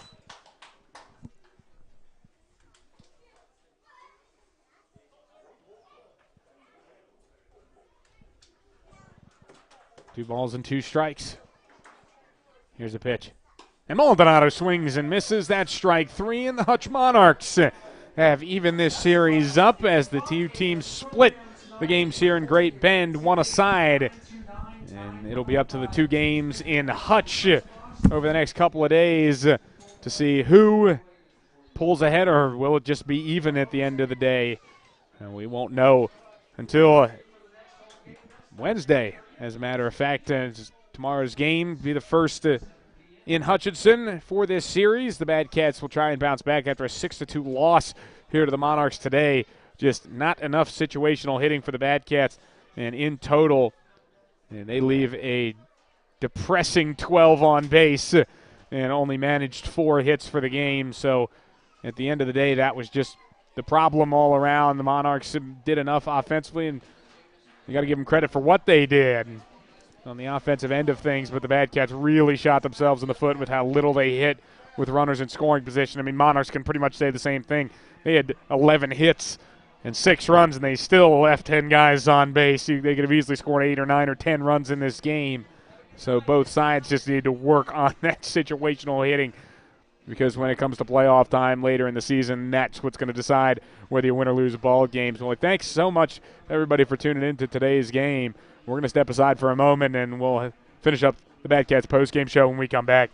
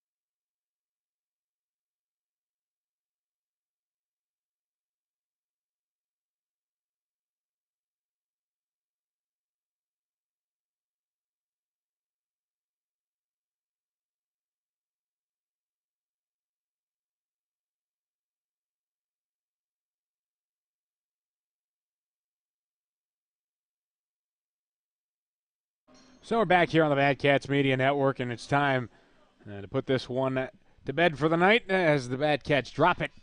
Final score 6-2. Player of the game, Jenner Steele. Big game for him. 4 for 4. 3 RBIs. He really set the tone all day long for the Hutch Monarchs, and it was a bounce back as a group for Hutch. Jenner Steele led the charge with his 4 hits as the Bad Cats just couldn't undo it. 6-2. They take the loss. Dash Albus just struggled to find the control today with the 4 walks, and then Brett Allen came on. He tried to hold things together, but he walked a couple and then gave up that big double to Jenner Steele, or the big single, that drove in 2 runs. And the Bad Cats tried a late rally, but just left too many guys on base at the end of the day. Outside of Colby Christian's 2 RBI double in the 7th. In the first inning, they left a guy on. They left 2 on in the second. They left 2 on in the third. They left 2 on in the fourth. Didn't leave anyone on in the fifth. Left 1 on in the sixth. Left 1 on in the seventh. Left 2 on in the eighth. And left 1 on in the ninth. And if you're doing that, you're probably not winning the ball game. It's simple as that. As the Hutch Monarchs took advantage of their opportunities, drove in the home run. They just drove the ball better. They had 11 hits, and they probably deserved it at the end of the day, even though the Bad Cats were really patient, worked walks, and tried to get things going that way. It just didn't finish the way they were hoping that it would, and at the end of the day, Monarchs deserve this one. Good pitching from Will Maynard, and followed up by, the guys that they brought in out of the bullpen strong as well. Braden Davis pitched strongly, and so did Brett Weimers. They just kind of shut things down on the Bad Cats, and now there certainly is some concern, I think, in all ways for the Bad Cats, just because they only had a 1-game lead, and that may be gone now, depending on what happened down in Cheney. Actually, it doesn't look like the Diamond Dogs played in this one. Played today, but they'll play a doubleheader tomorrow, and if they win both games, even if the Bad Cats win, these 2 teams are going to be tied at the top of the conference, because the game against Mulvane with the Diamond Dogs got canned for the day. So there's still going to be a lot of action to go around tomorrow, and if the Bad Cats end up winning and the Diamond Dogs win both against Mulvane, who's been one of the worst teams in the league this year, you're going to be tied, and if you lose and the same thing happens, you're going to be behind, and now all of a sudden you're chasing, and it's just getting to that point in the year. Doesn't matter how well you played at the beginning of the year. If you can't play well in the middle and you can't keep it up, at the end of the day, it's really not going to matter too much. But for this one here, not going to overreact. Bad Cats, just a blip on the radar screen, break a modest 4-game winning streak. Will Maynard gets the win, 2-0. Dash Albus now drops to 2-2 after that loss. Braden Davis gets his 2nd save of the season. Bad Cats drop to 19-4, while the Monarchs improve to 13-5 on the season overall in the conference. Monarchs hold the same record at 13-5, while the Bad Cats drop to 15-3. So it's getting that exciting part of the season just before the All-Star break, and we'll see how things shake out when the dust settles there on July 4th when that break starts. 6 straight days of baseball for the Bad Cats. This was day 1. Starts with the loss, and they'll try and bounce back tomorrow at Hobart Detter Field against the Hutch Monarchs. Game starts at 7 o'clock. If you can't make it out to Hutch, we'll have the game here on the Bad Cats Media Network. And we thank you very much for tuning into today's game. For my partner today, Braden Tower, the rest of the crew here with the Bad Cats Media Network, my name's Mark McClure, signing off from Al Burns Memorial Field for the last time. The Monarchs get revenge on the Bad Cats and split the series here in Great Bend. It continues tomorrow at Hutch.